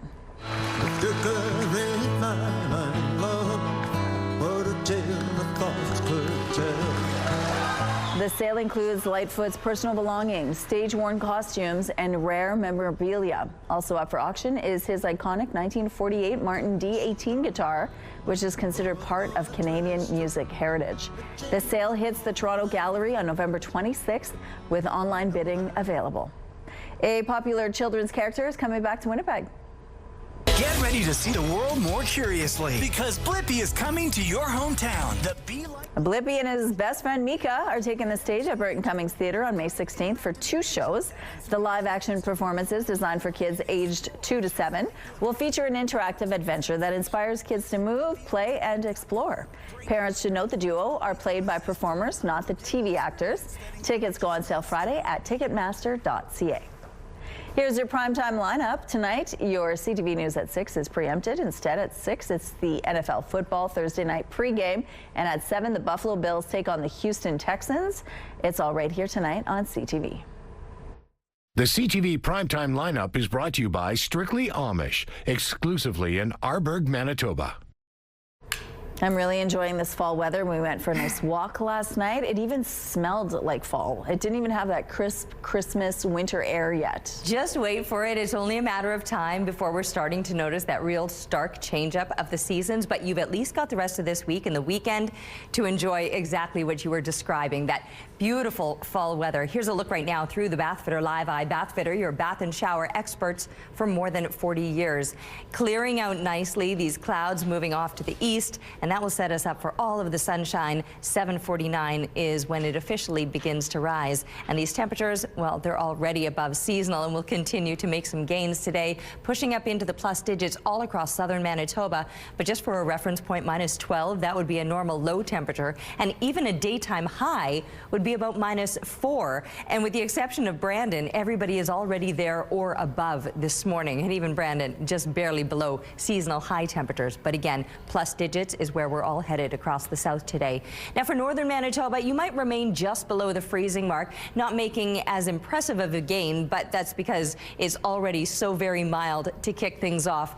Heavier clouds, though, will be sticking around across northern Manitoba. You'll likely deal with a bit of precipitation as well. It doesn't read on the satellite image, but a few flurries will likely be moving through much of northern Manitoba. But here in the south, beautiful, sunny, and a very clear day ahead. As we're sending kids off to school and getting them settled into the classroom, 0 degrees is likely where we'll be sitting temperature-wise, pushing up into the plus digits, 2 degrees by lunchtime, 3 degrees by the time they're coming home, winds remaining light or moderate, and plenty of sunshine to enjoy. And that sunshine will be lasting throughout this week. Maybe a few more clouds for tomorrow, but overall beautiful conditions through the weekend. And then I mentioned that stark change-up that'll happen as we're looking ahead to next week. Temperatures starting to drop off, heavier clouds are moving in. The snow will likely start to make an appearance, and it will get colder throughout next week. But then this guy will feel right at home. It looks like he may be arrived early. Thanks to Denise for the photo. And keep the pictures coming, please, to Winnipeg Weather at ctv.ca. Thank you, Terry. Lightning will strike with the Manitoba Theatre for Young People's newest production, and we want you to be there. The Lightning Thief is a musical adaptation of the popular novel. It follows Percy Jackson as he discovers he's the son of a Greek god and goes on a quest to find Zeus's missing lightning bolt. The Lightning Thief runs December 5th to the 28th at MTYP, and we have a family pack of 4 tickets to give away. To enter, fill out the form on our website, ctvwinnipeg.ca, with the keyword adventure. Good luck. Now to a new warning about a growing scam and a new case that was caught on police body camera. ABC's Jay O'Brien has the story. How much money have you put in here? This is the moment police in Florida found an 80-year-old man depositing tens of thousands of his life savings into what's called a Bitcoin ATM machine. Do you have any idea how much money you have? Today, 40,000. Why? A cryptocurrency scam caught in real time. The man telling officers he thought he was on the phone with his bank and was told to protect his money by putting it into this machine. And all that money was put into this machine? This machine. The unidentified scammer's relentless until police grabbed the phone. Who are you? I'm the police. All right, just don't put any more money in this machine. No bank will ever have you do this, sir. They stole your money. Whoever these people are, they stole your money. An investigation by ABC News in October found dozens of Americans with similar stories, convinced by scammers to send money through a Bitcoin ATM, including 86-year-old Fran Bates, seen here. Hey, ma'am. Yes. Can I talk to you for a second? Please, I have the bank on the phone. Okay, let me talk to who you're talking to on the bank. I'm in danger. Okay, no, you're not, ma'am. Okay, stop putting money in there. Bates loading thousands of dollars into the machine until police confront the alleged scammer. No, you're not. She was one click away from losing it all. No, don't click, I'm done. Do not click anything. They look pretty much like a regular ATM. The difference is you don't really get money out of them. You put money in and buy cryptocurrency. Data from the FBI shows Americans collectively lost nearly $250 million to these types of scams in 2024, more than double from the previous year. Adam Zarazinski, a crypto forensics expert, has encountered hundreds of these scams. Do you think these companies know that in large part their ATMs are being used for scam? Yes. They either know or they're turning a blind eye to it. Bitcoin ATM vendors say their kiosks include fraud warnings and that they should not be held responsible for the actions of scammers who misuse their machines. But for this victim in Florida, while police intervened quickly, how do we cancel this? It wasn't fast enough. He had already reportedly deposited more than $50,000. Jake O'Brien, ABC News, Washington. All right, coming up, this is the Eaton's fairy tale vignettes you're seeing here. We're going to have more details on what this is and the history behind them. Stay with us. When we think about the Eaton's fairy tale vignettes, there's a lot of history to tell. Good morning, Ainsley. You're at the Children's Museum where they are set up for the holidays. Good morning.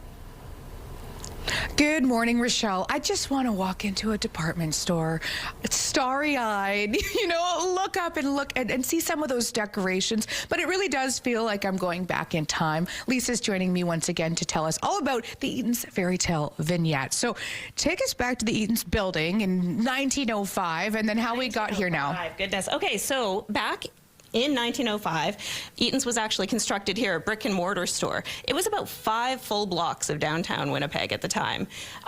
It was rebuilt already by 1910. Renovations were in progress. The place was just booming and bustling. Like, over the years, the traditions, the culture, what it did to the economy, what it did to Winnipeg families, like, it was part of everybody's fabric of being for so many years here in Winnipeg. That tradition has been captured at least in the vignettes that we've got on display here. These were a seasonal display that went up every year during the holiday season, both to attract visitors and shoppers to the downtown store, but they also had community events. They had all sorts of Christmas breakfasts. They were involved with the Christmas Santa Claus parade. There were all sorts of other community integrations that were done to support children's hospitals, things like that. But yeah, like I said, the vignettes themselves are something that we've preserved here at the museum. Since 1999 is when we actually accessioned them into our collection. So yeah. You've got me at 5 blocks. That's a lot. And what would have gone into it? I'm sure it takes a lot for you guys to even set these up, but what would have really gone into it for them at the time? Well, at the time, they would have had full-time window display artists that were hired to actually construct and build ongoing window displays in the front store to attract, again, visitors and visitor traffic. So, I mean, a lot of the pieces that you'll see in these vignettes, like underneath things, there's paint sticks that are forming some of these characters' bodies because that's what they had on hand. They have chicken wire, they've got paper mache, whatever it was, found objects that they could construct these things out of. I bet there are history buffs on the edge of their seats. You guys have tours. We do on weekends, Saturdays and Sundays at 2 p.m. We've got guided tours that are available with so many more details, way more details than I can tell you. Thank you so much, Lisa. That's actually cameraman Kenny behind the camera. The one sleeping. All right. Thank you, Ainsley. I don't know if you've seen them, Terry, but I think they're super cute. They are super cute. I love the nostalgia, Yes. and how you mentioned the word creepy, and we're trying not to use the words, except that I remember taking my son to see them, and he said that exact same thing, but in such a funny and kind of ironic way, we were able to laugh about how much things have changed over the years, and that's what dolls looked like back in the day. And so there was like a fun little lesson in there too, and we had a good giggle about it all. So yeah, certainly one to check out with the family for sure. Outside this morning is going to be gorgeous. -2 is where we're sitting right now with winds out of the west, 19 kilometers per hour. The pressure is rising, the humidity sitting at 92%. Kids always like to laugh about how weird we had it back in the day, right? They need those lessons. It's a little bit grand grounding for them. Anyway, here's a look at the clouds across northern Manitoba, which will be sticking around. Here in the south, though, those clouds have already cleared, and it's already looking a little beautiful and bright, and we'll continue to see plenty of sunshine today. 7:49, so we're almost there. 20 minutes to go, less than, and that sun will be up, and then we'll enjoy plenty of it today as it starts to warm us up, although we're already well above seasonal with our temperatures currently at -2. -4 is a normal daytime high, and instead we're pushing up into the plus digits to a high of 3 degrees. And then overnight, dropping off to -5, but still closer to a normal daytime high than a seasonal low that would have us plummet as low as -12. So nowhere in the near future are we seeing those seasonal temperatures. I shouldn't say the near future, because next week is near enough, and that's when things could start to get a little bit colder yet.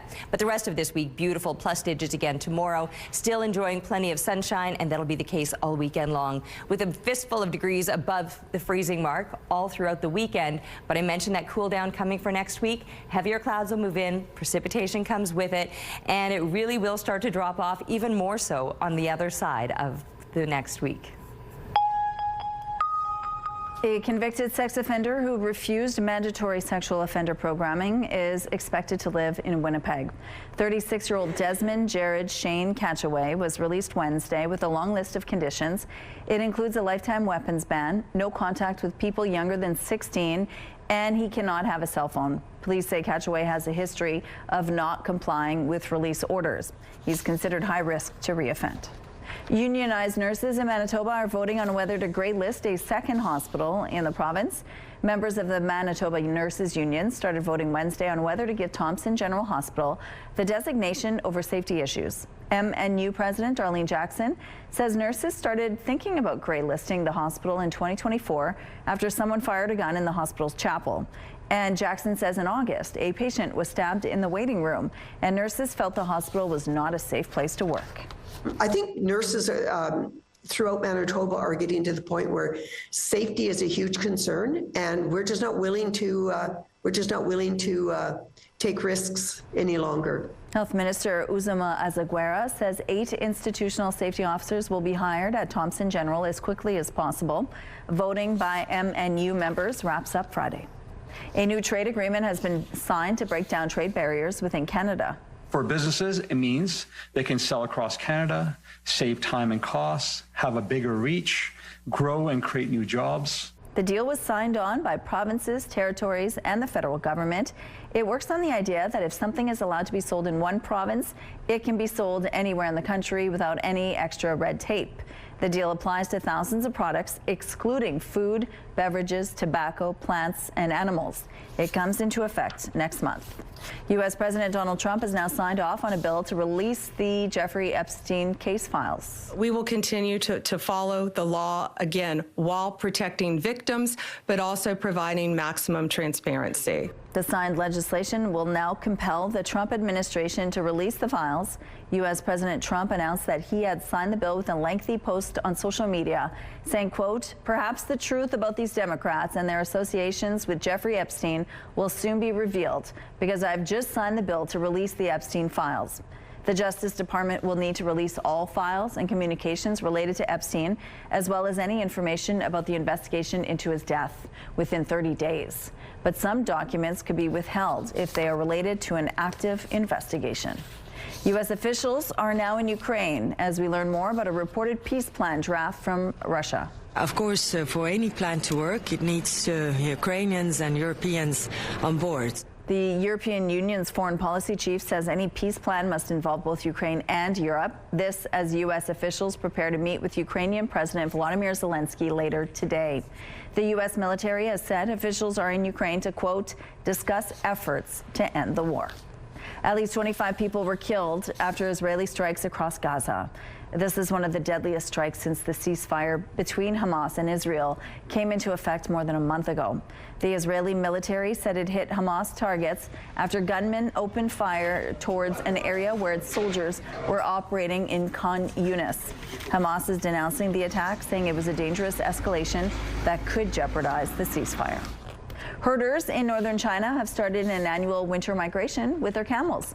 More than 2,000 camels will be on the move. During the summer, they graze freely in the desert, but as winter approaches, they get moved to shelters for feeding and protection from the harsh winter in the region.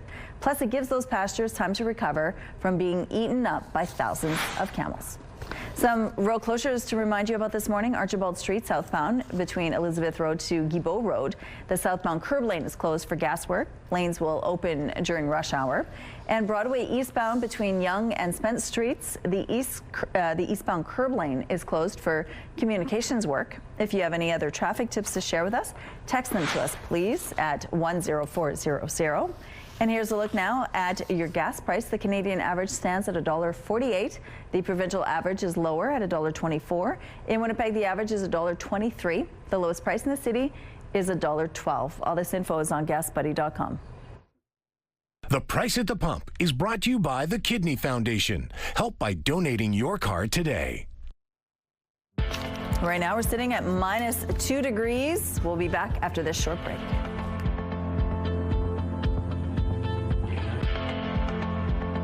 Your Morning Winnipeg. Coffee is brought to you by Robin's Donuts, your favorite stop.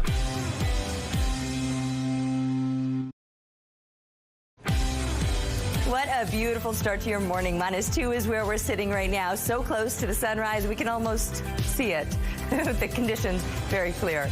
The winds, they're out of the west this morning, 19 kilometers per hour. The pressure rising, the humidity sitting at 92%. Yes, those clouds, they started to clear out last night, and as a result, the clear conditions is what we're waking up to this morning, but really only for central and southern Manitoba. You can even see a little bit of that snow further into the north. It never reads on the satellite image, but just the very edge of central Manitoba where the precipitation does read. You can see the flurries are there, and you can trust that they're going to be moving across much of northern Manitoba as well. But even there, temperatures will be climbing higher than you would expect this time of year, with -11 being a normal high in Churchill. You'll instead get to about -3, -10 seasonal for Thompson for a daytime high, and instead -2. So just a few degrees below the freezing mark, but yes, likely to deal with some precipitation, some scattered flurries, maybe even a shower or two, as these temperatures are so much milder than you would expect this time of year. Through central and southern Manitoba, that's where it'll be the clearest or the brightest. They were already starting to see those brighter conditions with the sun rising at 7:49 this morning here in Winnipeg, and these temperatures pushing up into the plus digits all across southern Manitoba. Just for a reference point, -4, that's a normal daytime high now for this time of year. So temperatures will be well above that, including off to the east of us. And while you might have a few clouds lingering still further to the east, eventually starting to see some clearing as the day goes on. We've got clear conditions then to last throughout the rest of this week. Into the weekend, it's still going to continue beautiful and bright right up until Monday, but a big change-up comes as the heavier clouds move in for next week. You're going to notice those temperatures starting to slide, and even more so after Wednesday. Thank you, Terry. Let's go back now to Ainsley McPhail, who's live this morning at the Children's Museum. If you want to check something out that's a little different during the holiday season, it's a great fun for the whole family. Good morning, Ainsley.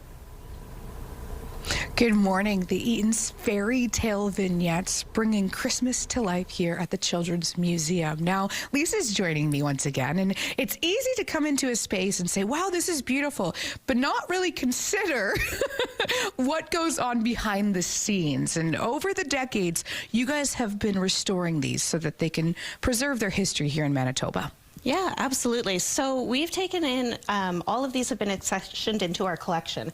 And so it's really important to us that we're able to preserve and conserve them. So in terms of conservation, we do a lot of work annually, even when it comes to restoration and maintenance of these guys.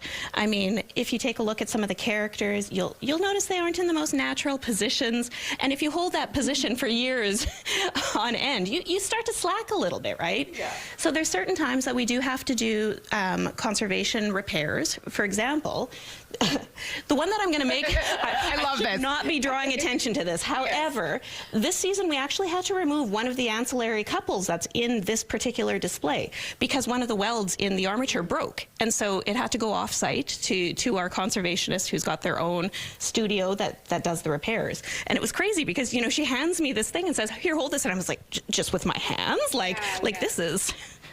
That's so funny, but that's not even why I was giggling when you said things don't stand as as they look. Tell us about Cinderella.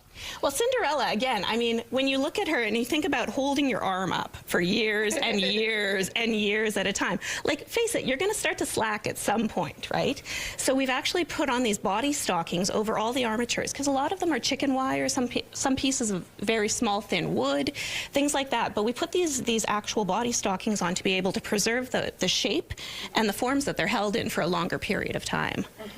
And you guys are adding other things as well, like lighting, like the structure itself. That's not from there. No, exactly. The cases themselves were built as part of our renovations. We moved from there used to be a Bavarian village-scape that they were in, but we put them in these cases both to be able to add LED lighting, because it's not as hot as incandescent lighting, so it doesn't wear and tear on the vignettes and the physical structures of these art pieces. Really, is what they are overall.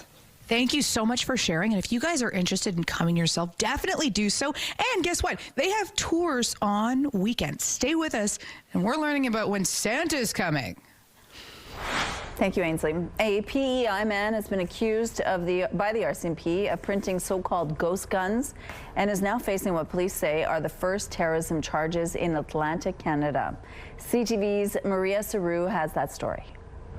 The Mounties have laid 2 terrorism charges against a man named Daniel Desmond Crowder. He's accused of knowingly facilitating terrorist activity by possessing weapons and manufacturing firearms. The Mounties also allege he owned 3D printing equipment, guides on manufacturing an AR-15 rifle, plus firearms and their components, intending that they be used to facilitate or carry out a terrorist activity. With all the evidence we found in his computer, it was enough for us to lay those charges. Earlier this year, officers with the PEI RCMP arrested Crowder following reports he was threatening people and organizations online. They also found and seized these 3D printed firearms from his home in North Rustico. Crowder was released under strict conditions in July and then later placed on what's called a terrorism peace bond.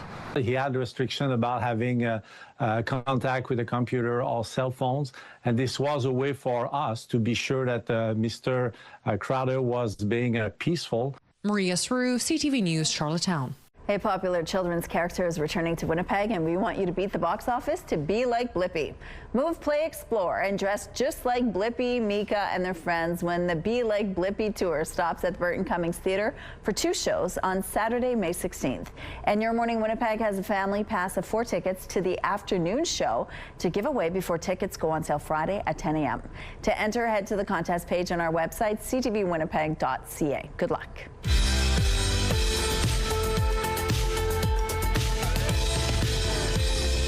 Let's see who's celebrating a milestone today. Happy 15th birthday to Jackson from Quincy, Barney, Vaughn, Boston, Buddy, and the gang at North 40 Ranch.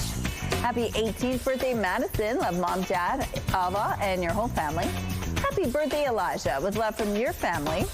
Happy 25th birthday, Cinnamon. Lots of love from your mom. Happy birthday, Nikki. Love from Mom, Dad, Logan, Baba, Gigi, and the rest of the family. Happy 45th birthday, Dustin. Love Jennifer, Jessica, Chris, and Rob. And a very happy 1st birthday to Paisley with love from your grandparents. To submit your milestone, visit our website, ctvnewswinnipeg.ca, and fill out the form at least 2 days in advance. It'll also enter you into our monthly contest for a chance to win a $100 gift certificate for Party Stuff.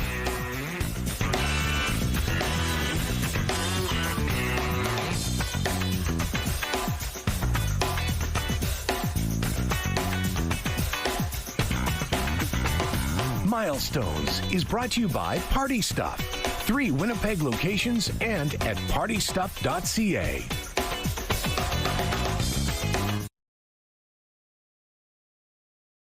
Weather is brought to you by Canadian Footwear, helping you find the perfect fit. So 3 degrees is our expected high today, and that will put us well above seasonal. Normals for this time of year would be -4 for a high temperature. Last year we got up to 3 degrees, so very similar to where we're headed today, but in 1890, 15 degrees. Now, obviously that was a a ways back. We haven't done that recently, but still, not that we're going to be doing that anytime soon. Like I said, just a few degrees above the freezing mark, but still well above what you would expect, and the conditions out here are gorgeous. The sun is now up. We're going to be seeing plenty of it today all across southern Manitoba. -2 is where our temperature currently sits, but a normal low temperature would be -12, so we're already 10 degrees above seasonal, with winds out of the west 19 kilometers per hour, the pressure rising, and the humidity sitting at 92%. All of central and southern Manitoba will enjoy the clearer conditions today, but for northern Manitoba it will be another cloudy day and probably another snowy day. Precipitation expected all across the north, but you will start to see some improvements tomorrow as the snow tapers off and the sky begins to clear. Northern Manitoba will enjoy a mix of sun and cloud tomorrow, as will we here in the south. We might see a few more clouds than today for tomorrow I'm talking about, but still either mainly sunny or a mix of sun and cloud right through this weekend and into the start of next week. Mild temperatures expected to last, but further into next week, you're going to see the change-up coming with winter on its way.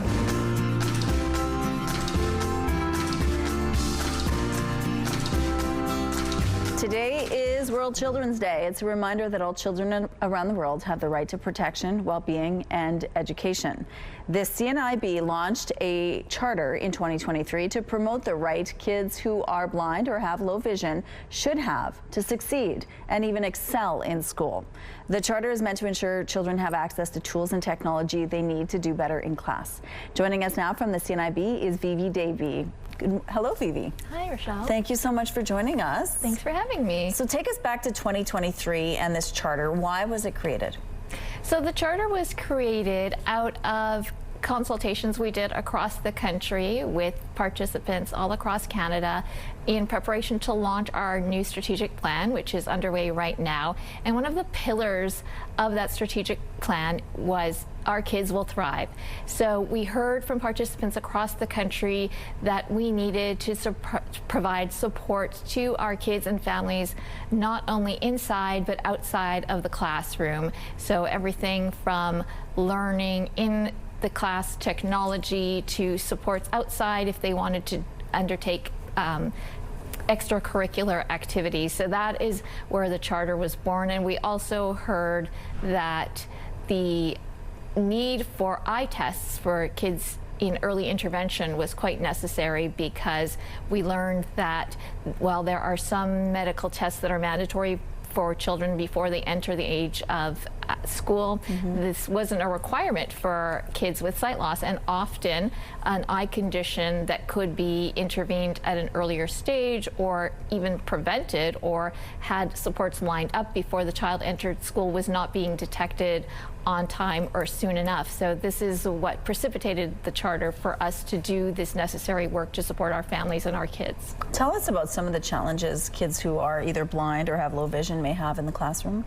Well, in alignment with launching the charter, we also did some focus groups across the province of Manitoba, and what we heard was that kids were not receiving enough support in class when it came to visual technology or on-site classroom intervention. So while they might have a support person with them for part of the day, they wouldn't have that person the entire day, or they would be given a piece of technology and sort of left to their own devices and given an iPad and magnification and told figure it out without the addition of teaching how to use that technology. Okay. Yeah. And so that needs to be changed, obviously. Yeah, we'd like to see, technology is great, and if you can use it, that's wonderful, but we need to see that piece of kids and families learning to use that technology so that they can be supported inside and outside of the classroom. And based on World Children's Day, everyone should have equal rights to education and being able to excel in that environment as well. So what is it that you're trying to do now with this charter and how you're hoping to enforce it? Well, the charter, as you mentioned, is almost 2 years old, and we would like to see 10,000 signatures on this charter by its second anniversary, which is in December, because when we did a national survey, what we learned was that there are 10,000 families across the country who said that their child needs support. So if there are 10,000 families across the country, we want to see those 10,000 families being supported. So we would like 10,000 signatures on this charter so we can provide our kids and our families support inside and outside of the classroom. And of course, the big piece of that is the healthcare piece, where we would like to see children being tested at the age of 0, 6 months, 2 years, and as they enter school, and every year after that, just because you may not have a diagnosis when you enter school, but that doesn't mean that something couldn't develop as you're in school age. So we feel that if we can identify and support and set our kids up for success, then they can have the best chance possible to have equity with their sighted peers. And so people can sign that where? Where can they find it? They can go to cniv.ca, and on our landing page there should be a link to the charter. Thanks, Vivi. And if you want more information, we also have a link on our website. Thank you. Thanks. Community Connection is brought to you by Mr. Reuter Plumbing. Born to be a hero, trained to be a plumber.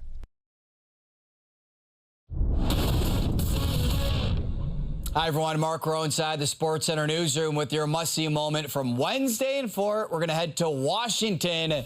Capitals take on the Oilers. Second period, Ryan Leonard drives to the net with Evan Bouchard all over him. He beats the Oilers blue liner and goes backhand on Stuart Skinner for the goal. That's his 4th of the season, all part of a 7-4 win for Washington. And Leonard earning your must-see moment from Wednesday. Tonight on TSN, it's Week 12 of the NFL, and it's Thursday Night Football as Josh Allen and the Bills visit the Texans. It all starts at 7 p.m. Eastern on TSN 1 and 3. That's all from the Sports Center newsroom. Have a great day.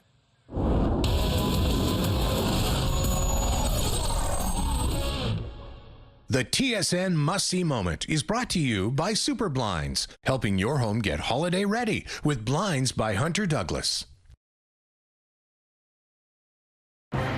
It's Thursday, November 20th. Arson suspect caught a major break in a months-long string of fires, though several investigations remain open. Plus, camp rules enforced. The city clears 2 encampments on day 1 as new regulations take effect. And Ian Ross remembered. Tributes pour in for the beloved playwright after his passing at 57. Your Morning Winnipeg starts right now.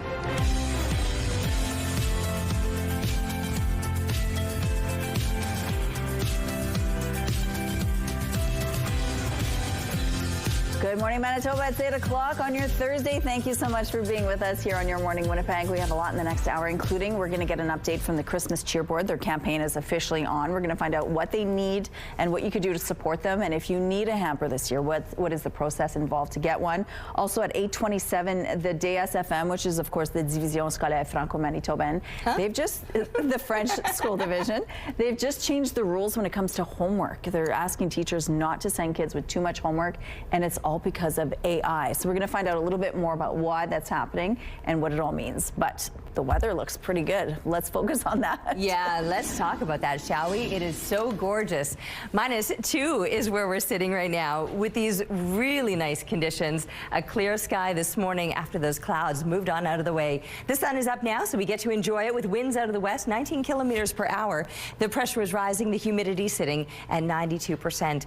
Yeah, those clouds started to move out overnight, and now as a result it's looking gorgeous all through central and southern Manitoba. Northern Manitoba still dealing with some heavier clouds. Parts of northwestern Ontario still a little bit on the cloudier side. That will continue to clear off to the east of us. However, to the north of us, you're probably likely to deal with the clouds throughout the day, and more than clouds, some scattered flurries that'll be falling.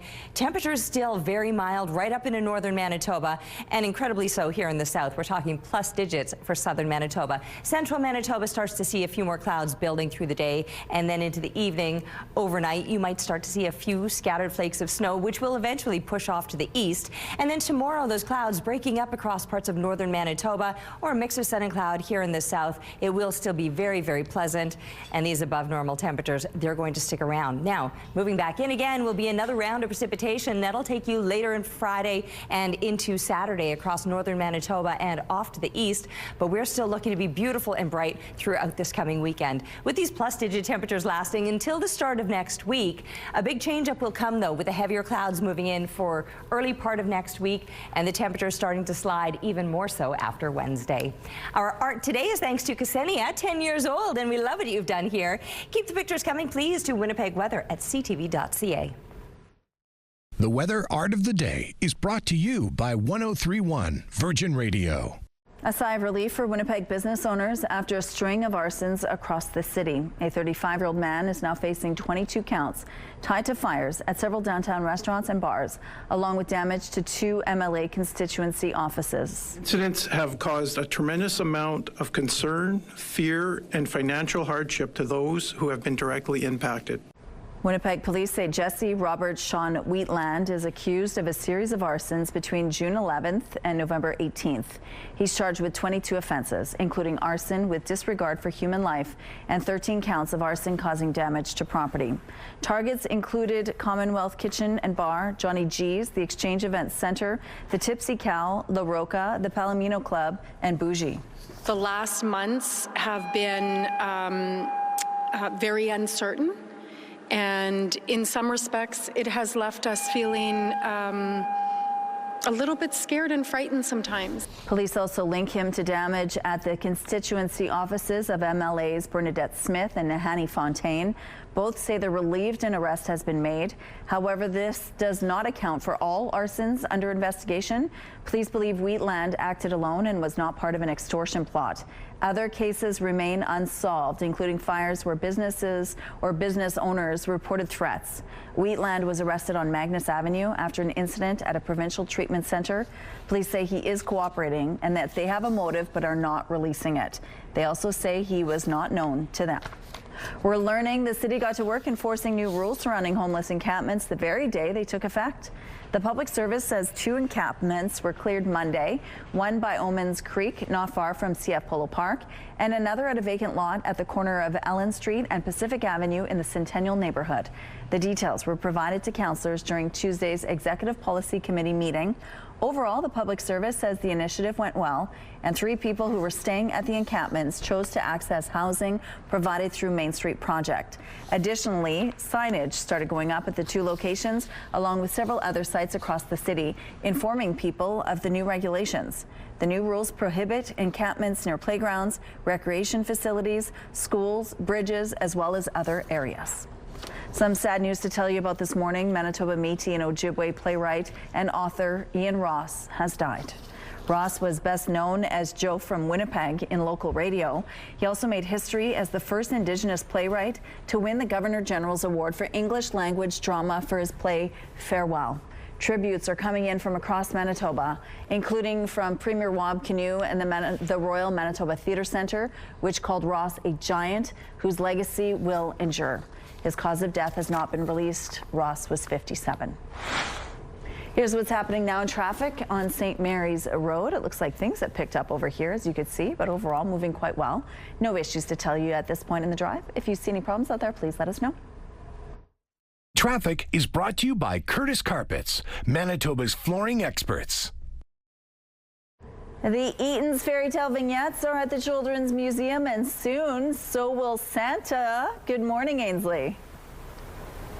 Good morning, Michelle. And what would Santa Claus be without cookies and milk? We have the perfect activity for you guys at home, or if you want to come into the museum, those activities are here too. Suprova's joining me now to tell us all about what's available for kids 4 and under. Yeah, so we have some mini Monday programming going on December 15th. You're welcome to join us for Milk and Cookies with Santa, featuring a cookie craft, make your own chocolate chunk cookie, and a game of tic-tac-toe featuring milk and cookies once again. We'll have story time with Santa, as well as the opportunity to take some pictures with him as well. But that's only one of our 2 events that we have going on with Santa this month, or in December rather. Our second event is our Explore Abilities event, aimed at kids with autism and other sensory processing disorders. We have a specially trained sensitive Santa who's coming in to provide that experience for kids with autism, which I think is really cool.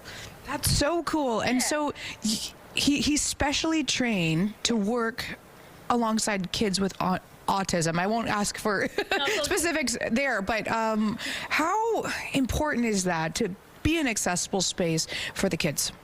it can be really, really important. A lot of kids will need that special, a bit of a special space for them to still access the museum in a way that meets their needs. So for our Explorabilities event, we do a number of things to make it more accommodating for kids, including lighting changes and some sound changes to make sure that kids have the best time that they can at the museum. This event is registration only. It is free, but make sure you register to save your spot for Explorabilities with Sensitive Santa this year. We're very excited for people to come in, make a craft. I believe the craft is a noisemaker craft, presented by our program coordinator, Brady Kidd. But yeah, I'm very excited for our events coming up, both for Mini Monday, aimed at kids 4 and under, as well as Explorabilities for kids with autism and other sensory processing disorders. I love how you call him Sensitive Santa, too. Yeah. That's so sweet. Before we're out of time, you just painted this with metallic? I love how it looks. A couple different shades of brown, got a little bit of metallic brown, hoping for that fun little sparkle right around the holidays. Got to, take a bite out of it. They're pretty good. Good compliment to the actual cookies that we have going on. And you can even take one home. It'll be great. Yeah. That's all of the, that's every cookie I've ever eaten. Just there's got to be at least one bite out of it. Yes, exactly. Especially if Santa's in town. All right, thank you, Ainsley. An Alberta woman is learning to live life all over again after a rare infection turned her world upside down. The 41-year-old contracted invasive group A strep, which took her hands and feet. As CTV's Kathy Lee reports, she's speaking out with a message she hopes can help others. Called a universal cuff. A simple task most take for granted. Now, a symbol of Jane Haley's fight to reclaim her life after a rare infection not only took her hands, it's like I got a text message, but also her feet. The life-changing event started on August 24th when she experienced some neck pain. The left side of my chest started hurting. The 41-year-old went to the ER where her condition rapidly worsened. She ended up in a medically induced coma for 8 days. But when she woke up, her nightmare was far from over. My hands were turning a different color. They were turning black. Invasive group A strep sent Haley's body into septic toxic shock, forcing doctors to make an unthinkable choice. It came down to life or limbs, and they chose life, and I'm very grateful for that. Group A strep often causes mild illnesses, but if it hits the bloodstream, it can lead to sepsis and even death. National data shows invasive group A strep infections increasing over the last decade, with the highest totals in 2023 and 2024. This is a global phenomenon that we're seeing these types of infections. People say, well, what could I have done to prevent it? And there really isn't much. For Haley, there's still no clear source of her infection. I had no idea that I was sick. I would just want people to know your body and listen to it. The focus now, redefining her independence. And by her side, her mother, a constant source of strength. Together, they navigate this new reality. I see a future where I will be back to normal, I do. With courage and grace. Kathy Lee, CTV News, Edmonton. All right, a beautiful start to your Thursday morning as we look now through the Bathfitter Live Eye. Bathfitter, your bath and shower expert for more than 40 years. Beautiful, clear. It's going to be a bright, sunny day today. Not throughout the entire province, but through central and southern Manitoba, certainly. Those clouds from last night cleared out of the way. And these temperatures, even with the clear conditions, typically when it's clear, we would deal with some colder temps, but that is not at all the case this morning, as we're just a few degrees below the freezing mark and still well above a seasonal low of -12. In fact, a normal daytime high would be -4, and most of us are above that. Brandon, just a little bit cooler, -6 to start the day. For northern Manitoba, it's also quite mild, but it's nowhere near as clear or sunny. Heavier clouds hanging across northern Manitoba, and with those clouds, very likely to deal with a bit of precipitation, which we were able to see a little bit of through more of central Manitoba, but further that you go into the north, the precipitation doesn't read on our satellite image. You can, however, see the extra clouds that'll be lingering throughout the day. Clear, though, all through central and southern Manitoba, and that's going to set us up for the sunshine that we'll enjoy throughout the day today. -1 expected as kids are getting settled into the classroom. 2 degrees by lunchtime and 3 by the time they're coming home today. That's our expected high temperature, which is well above normal, and it only gets warmer for the weekend. Tomorrow might be slightly cooler, but still into the plus digits, and a fair bit of sunshine to last until the start of next week. After that, we'll see some heavier clouds moving in, some scattered precipitation, and these temperatures starting to slide. Things will eventually start to feel and look more wintry. Taking a break right now, but stick around. We'll be back in a moment with Your Morning Winnipeg.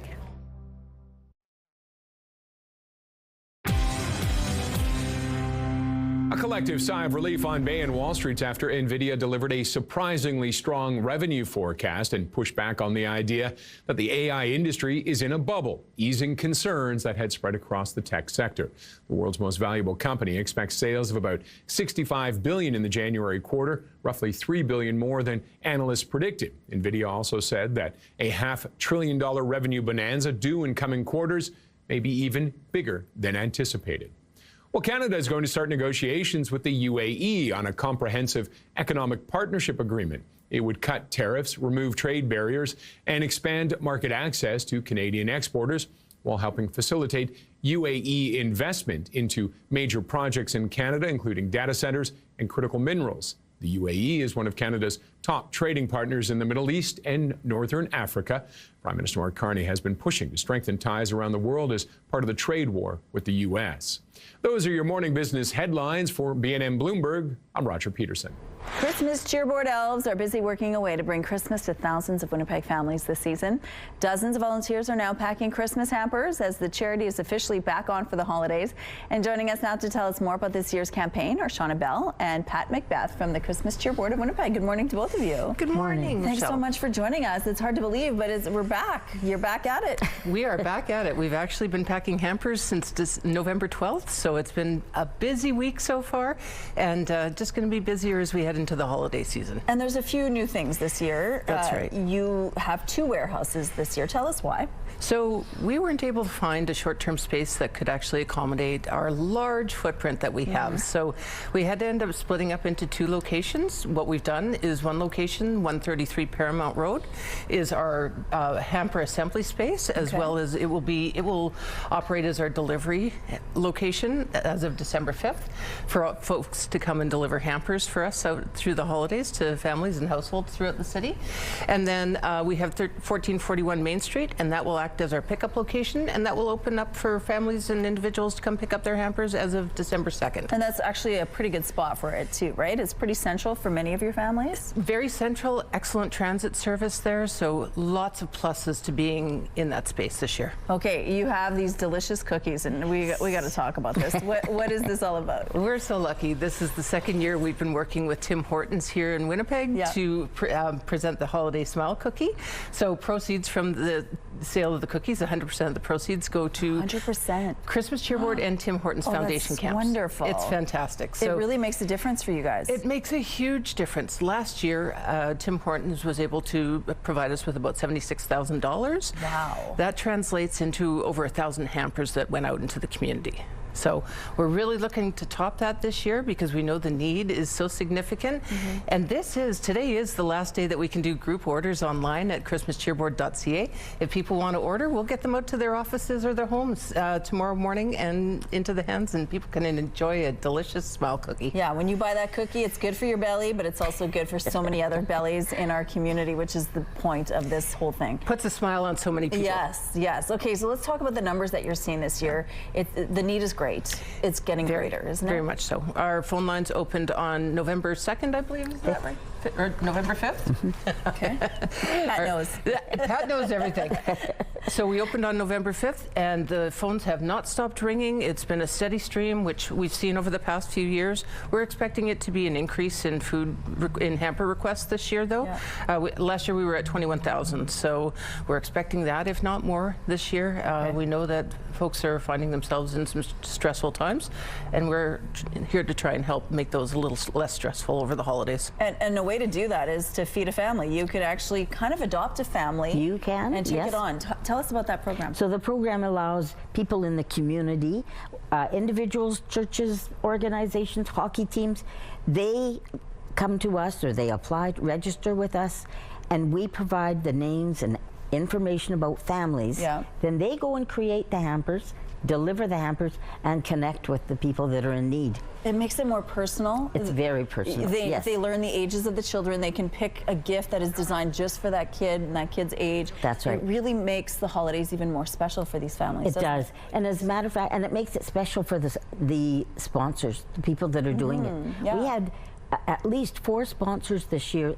It was such a good experience last year. They're doing more families, and also some of them want to do the same family because they've got that connection. It builds connections with them. That is so beautiful. Yeah, and of course, if you do want to take part in this, you're just asked to contact the Christmas Cheer Board. They'll find, you talk to Pat and she'll make sure that you can find a family that's for sure. that fits And it's just right. all on our website. Okay. On Sponsor a Hamper. And buy a cookie. And buy a cookie. Or a whole bunch of cookies. It'll go a long way. Thank you so much, ladies, for sharing this with us. If you want more info, we have a link on our website. All right, gorgeous out here this morning with the sunshine and blue sky above. It is going to be a beautiful day, similar to what we've been enjoying temperature-wise, but even better with the conditions as we're seeing a clearer sky and we're back to the sunshine again. -2 is where we're sitting right now, well above seasonal to begin the day. -12 would be a normal low, so we're already 10 above that. Winds into the west-southwest are 17 kilometers per hour. The pressure rising, the humidity sitting at 92%.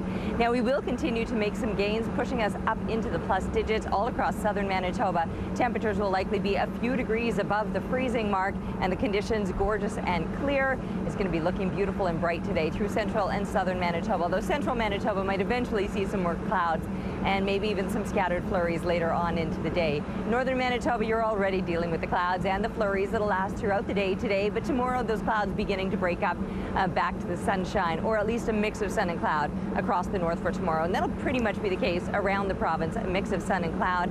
And these above seasonal temperatures, they're taking us right on into the weekend. So too will the sunshine stick around through the weekend and into the start of next week. But a big change up is coming Tuesday, Wednesday, and further into next week when those temperatures start to slide. And some heavier clouds will start to bring a few flakes of snow. Our weather picture today is a snowy owl, though, who's been waiting for it all to arrive. Thanks to Denise for spotting this. And keep the pictures coming, please, to Winnipeg Weather at CTV.ca. We're taking a break, but we'll be back with Your Morning Winnipeg. Weather is brought to you by Garage Masters, your complete garage specialists.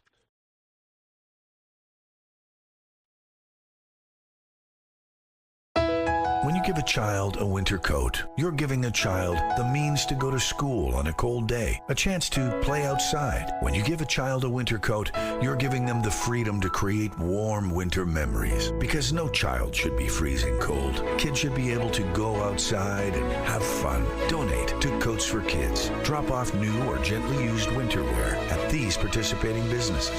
Proudly sponsored by United Way Winnipeg. The Division Scolaire Franco-Manitobaine has asked its teachers to limit homework whenever possible, and it's all because of artificial intelligence, or AI. The new DSFM policies, called Donner des Devoirs, was introduced November 10th. Joining us now to tell us more about why this is happening is the DSFM's Assistant Superintendent, Luc Brémaud. Good morning, Luc. Bonjour. Bonjour. Thanks. Good morning. Thanks so much for joining us. Now tell us what trends you're seeing in learning because of AI and ChatGPT. Yeah, well, friends, actually, I'm at a conference right now on AI, and we're learning more about it, and we see all the potential, the great potential that AI brings to education and to kids and to life in general. And so when it comes to homework, of course, it does affect how homework can be done. And so we thought it was a great time to look at how we do homework at the DSFM, how we assign homework, and be mindful of some elements. So what are you worried about? Is it that kids are using AI too much when they're doing their homework? Actually, this policy came more out of being mindful, yes, of AI, but being mindful of we're asking our school teams to be mindful of students' activities, students' learning. And so one of the elements, of course, is that kids have lots of activities in the evenings already, and they have lots of things going on. So again, this would be an example of why we came out with a new policy on AI, because of AI, yes, but also because of changing lifestyles and pressure parents have in the evenings with activities and then with homework, and also homework is also we ask our teachers to be mindful of what kind of homework that is going home, because if kids are using, for example, AI to complete their homework, and it's not necessarily, I'm using my hands here, but not necessarily framed well, or guided well. It's not actual learning that's going on. It's just copying. So that's why we ask teachers to be mindful of the homework, limiting it to reading, practicing the reading comprehension, practicing reading skills so that they can learn and enjoy to read, but also eliminate to practicing concepts, well-learned concepps, so that parents, because not all parents can help students at home. So we're asking teachers to keep homework to a limited amount, and also to well-learned concepts, or be it repetition, or be it practicing, or being studying for an assessment, that kind of stuff. And so again, in terms of time, again, being mindful of that, because kids today have access to a lot of activities that also contribute a lot to their development. So, and sometimes AI can be wrong, so they're learning the wrong information likely as well. Absolutely, and that's the whole critical. That's a whole other piece, right? All the critical thinking piece. And so we have lots of work to do in general in the world of education, to prepare our students to use AI, use it well, and use those critical thinking skills to know what is true, what is not, and Luc, well, thank you so much. Merci. Thanks for your time today. And again, if you want more information, we have a link on our website.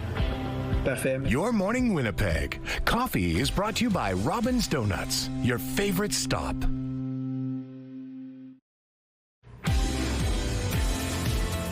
What a beautiful start to your morning. And the temperatures above seasonal by almost 10 degrees. Yeah, minus 12. That would be a normal low. We're starting out at minus 2 right now. Beautiful sunny sky above, and a light wind out of the west-southwest, or a moderate wind, 17 kilometers per hour. The pressure rising and the humidity sitting at 92%. Those clouds began to clear last night here through central and southern Manitoba. They are still lingering in the most northern part of the province and bringing some scattered flurries once again today, and maybe even could see some precipitation just to the east of us before it eventually starts to clear through parts of northwestern Ontario as well. Headed to a high of 3 degrees. I mean, we're already above a seasonal daytime high, sitting at minus 2 right now, and minus 4. That would be a normal high temperature, but instead plus 3 is where we're headed today, with a moderate wind out of the west and plenty of sunshine expected. Now, overnight, still fairly clear as we drop down to minus 5. Those winds shifting slightly out of the northwest. And then for tomorrow, still on the sunnier side, more of a mix of sun and cloud perhaps, and maybe slightly cooler than today, but no complaints. We're still on the plus side of freezing, expecting a high of 1 degree. From there, it gets even warmer for the weekend. Beautiful temperatures expected all weekend long, even into the start of next week, but then suddenly an abrupt change up as things are starting to look and feel a little bit closer to seasonal. Some heavier clouds moving in, some scattered flurries, and minus 4 is normal, but it gets colder on the other side of Wednesday. Charleswood residents are raising the alarm over a proposed 6-story, 132-unit development on Roblin Boulevard. They say privacy, safety, and even drainage concerns haven't been fully considered. My big concern is that we've just lost our way in terms of responsible development. Steiny Hibbert has lived on Buckingham Road for 38 years, and the project would sit directly behind his yard. The building would rise 66.5 feet, span 3 properties on Roblin, and overlook nearby homes. He's not alone. Colin Nichols, who lives a few doors down, says he's also worried about privacy. Basically, whoever's on the top floor is going to be looking straight down into my property, and it's going to be an invasion of privacy big time. Residents say traffic, loss of green space, and drainage are also major concerns, especially annual spring flooding. CTV News reached out to Exemplar Developments listed on the project website but did not hear back. McGowan Russell Group told us they have no comment. Hibbert believes the proposal doesn't match the character of the neighborhood, something outlined in the city's development guidelines.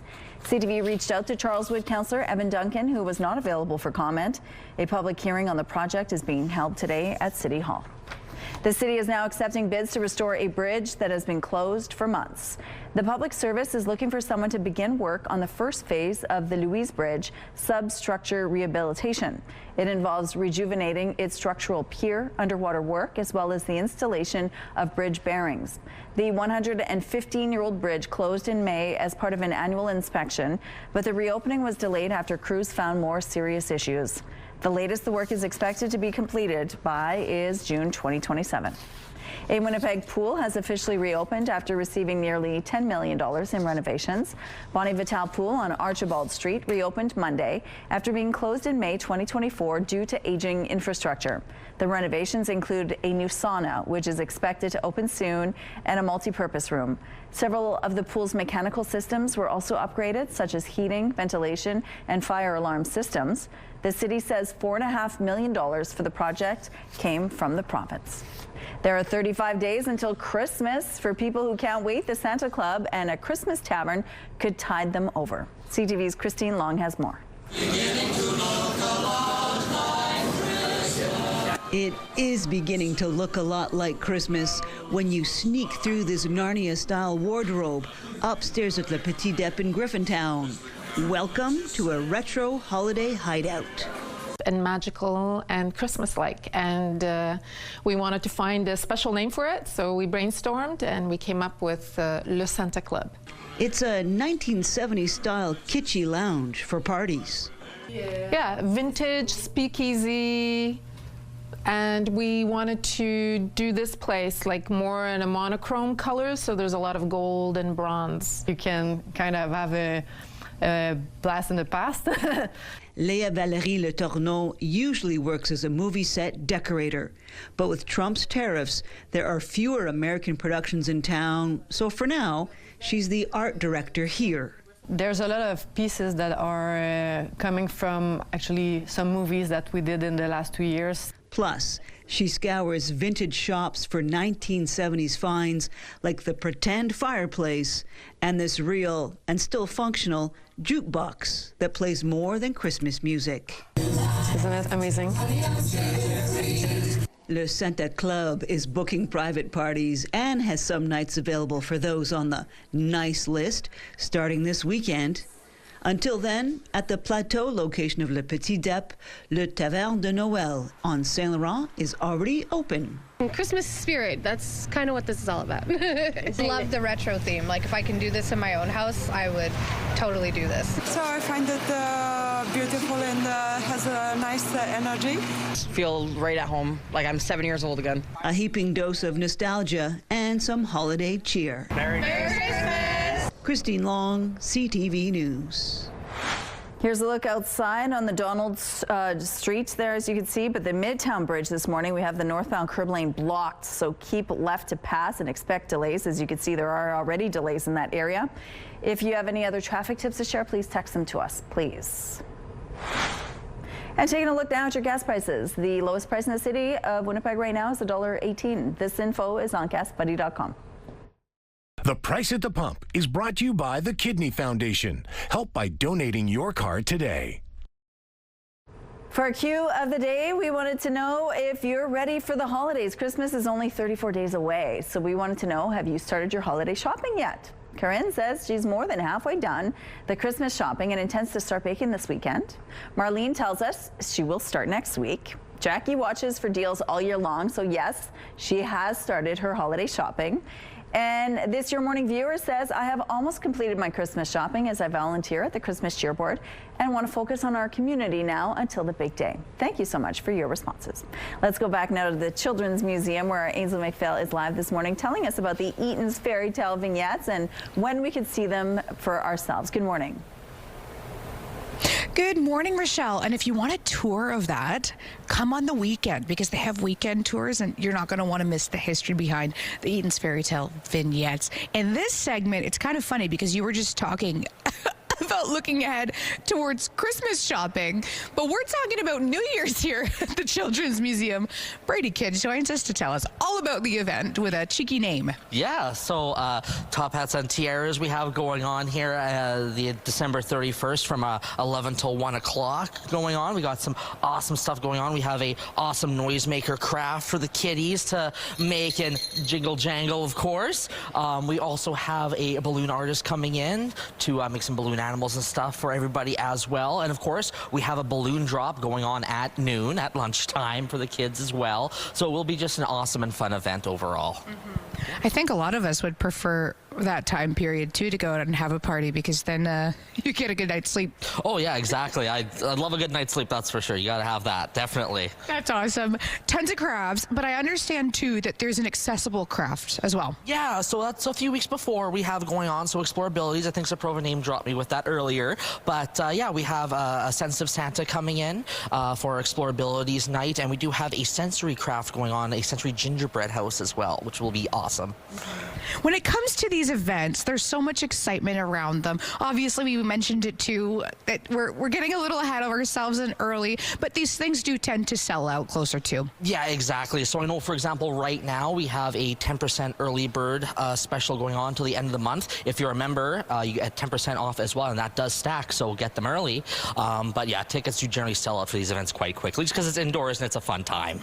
Where can people find tickets for them? So you can come in and get them here, but honestly, best thing to do is just get them online. That's the easiest and quickest way to get your tickets.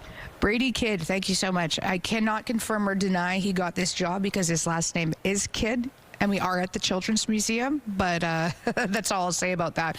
Also, like I mentioned too, it's World Kids Day. World Kids Day. So if you come in today, 50% off of your admission. Lots to see at the Children's Museum. Thank you, Ainsley. Let's go out to the rooftop now. Is the sun shining yet?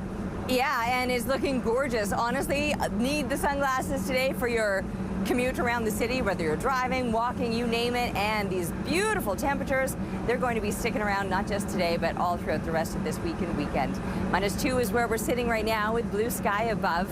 And the winds on the lighter side are moderate, 17 clicks out of the west-southwest. The pressure rising, the humidity sitting at 92%. And yes, it is looking absolutely gorgeous, and that'll be the case all throughout central and southern Manitoba. Now, central Manitoba might start to see a few more clouds later today, and maybe even a few flakes of snow, because that's what's moving across northern Manitoba. Heavier clouds and a system of precipitation in flurry form, which, by the way, for northern Manitoba will be tapering off and clearing out for tomorrow, so you will see a return to the sunshine before the week is done.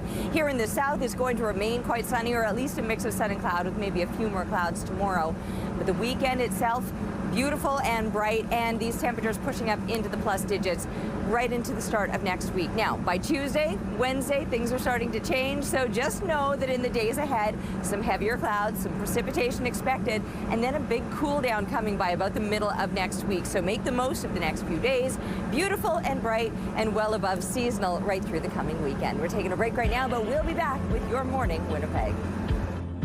Weather is brought to you by Mr. Lube Plus Tires. Open late, ready when you are.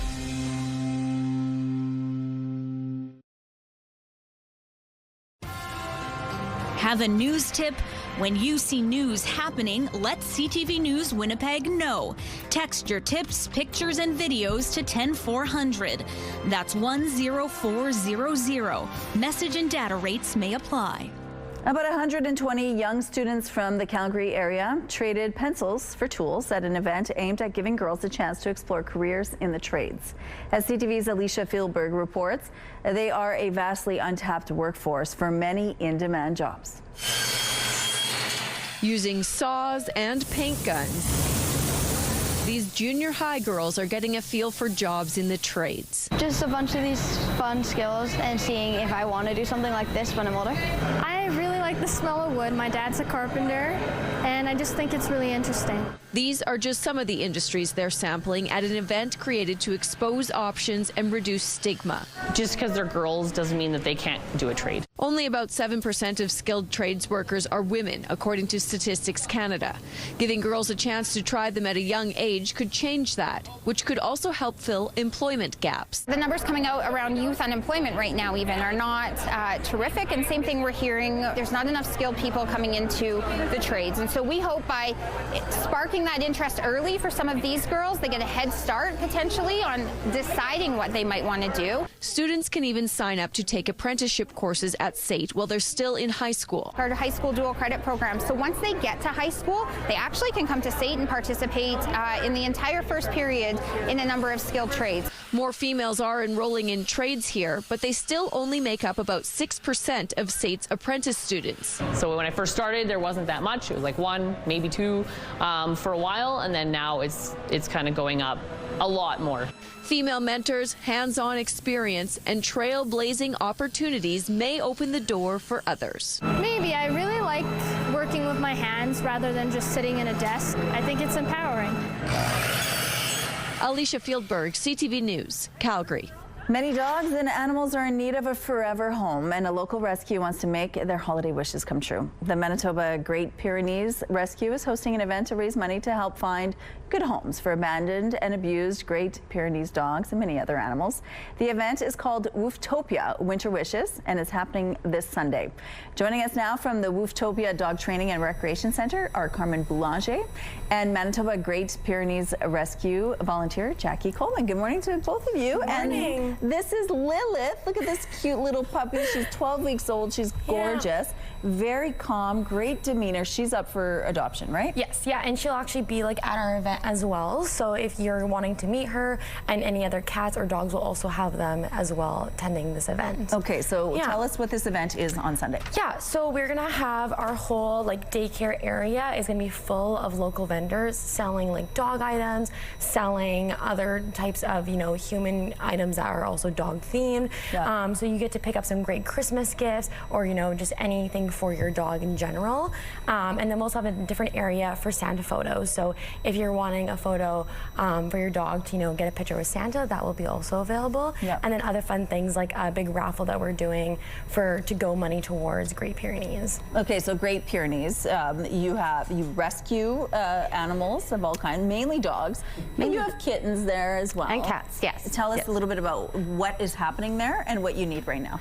So Manitoba Great Pyrenees, we've been around for almost 30 years now. Okay. So we started off rescuing Great Pyrenees. That was our main focus. And then we expanded to rescue other breeds of dogs like Lilith here. Okay. And cats and kittens as well. So like all rescues, our needs are, fosters, because the more fosters we have, the more animals we can save. And of course, money, donations, and coming out to support wonderful fundraising events like the one that Wooftopia is having for us. So. And we know that everything is expensive right now. Inflation, of course, is high. And we know that the Winnipeg Humane Society was asking for support and putting together hampers. What do you want people to do to support you and the animals? There's lots of ways that they can support us. Donations, of course, is front and center.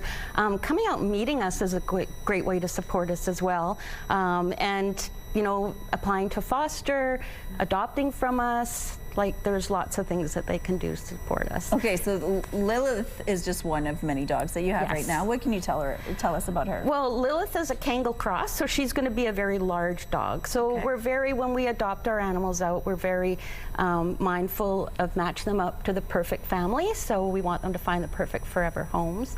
Right now, all our animals live with amazing foster families that just love all the foster animals in their care. So, but yeah, and Lilith will be looking, she's considered livestock guardian breed dog, so she will need a very special family to love her for the rest of her life. So. Well, and look at how calm she is. She is. The snuffle mat helps.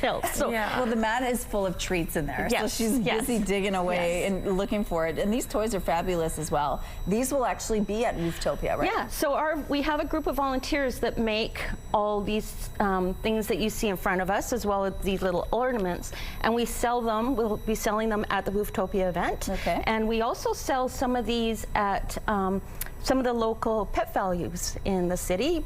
We get great support from them, the one on Henderson, River Grove, Rendiers, and Urban Tales as well. So, and we make like all these, you know, tug toys for the dogs, and we make mini snuffle mats for the cats, and toys for the cats, and booties because winter's coming. Yes. So we make little booties and snuffle balls as well as the snuffle mats. So look at Lilith just going. She loves the snuffle mat. She loves the snuffle mat. What do you want people to know about this event on Sunday? Everyone is welcome to attend, right? It's free admission, so there's no cost walking into the door. If you have any donations for cats or dogs, that's something you can definitely bring. They are open to taking anything to help, you know, them out a lot more, because that's the big thing as well, is that them getting supplies, getting treats, getting food. So yeah, definitely everyone is welcome, you know, family friendly. If you want to bring your dog, we would love to see your dog. If you just want to come by yourself, that's also welcome as well. Okay, it's happening Sunday, where? It's happening at Wolftopia, so our center, and it's 10 to 3. Okay, thank you so much. Thank you, Lilith. Look at her. Oh, she said you're welcome. She reacts to her name. You're a good girl. Good girl. She's a very good girl. She's like, where are the rest of Oh my goodness. Lilith's next treat will be a good long walk and a gorgeous day. Who doesn't want to get outside and enjoy it? -2 right now with winds out of the west-southwest, 17 kilometers per hour. The pressure rising and the humidity sitting at 92%.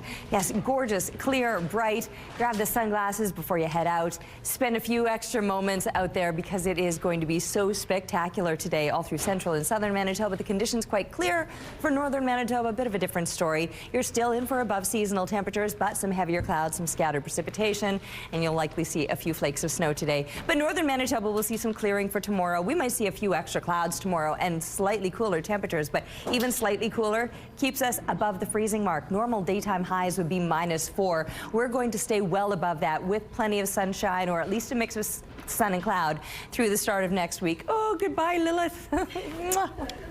Oh my gosh, my heart. Anyway, temperatures will be dropping off eventually, seeing some heavier clouds moving in for the start of next week, and a return to those more seasonal temperatures. That's for Wednesday, but after that, just brace yourself. Things are going to be getting a whole lot colder yet. Taking a break right now, but we'll be back with Your Morning Winnipeg. Rooftop arrangements provided by Lacoste Garden Center. Salon services provided by Essentique Spa Salon. Before we send you on your way, we're just going to highlight Lilith again. Look at this little face. I have a new dog. Look at her. She's not mine. She would love to be yours. She needs a forever home. Look at her. Gosh. She's so calm. You want to talk a docile little dolly. Oh. Look at her. Oh. She is ready for a forever home, especially for the holidays. Just think about it. And I'll come and visit you. If you adopt her, I'll come and visit you. She's so sweet. Well, we're going to send you on your way with some fun video. When you find something you love, why stop if you don't have to? Odilon is 96 and he holds the record for oldest active rower. He took up rowing in the 1950s when he was walking by a rowing club. Someone invited him to join. He accepted. He hasn't looked back ever since, except when he's in a boat. Odilon and his grandson won a silver medal at the World Championship this year. Let's go back to Lilith now. Is there a video? I'm sorry, I have a dog. I don't know if you've noticed. Say goodbye, Lilith. That does it for us. Have a great day. We'll see you tomorrow.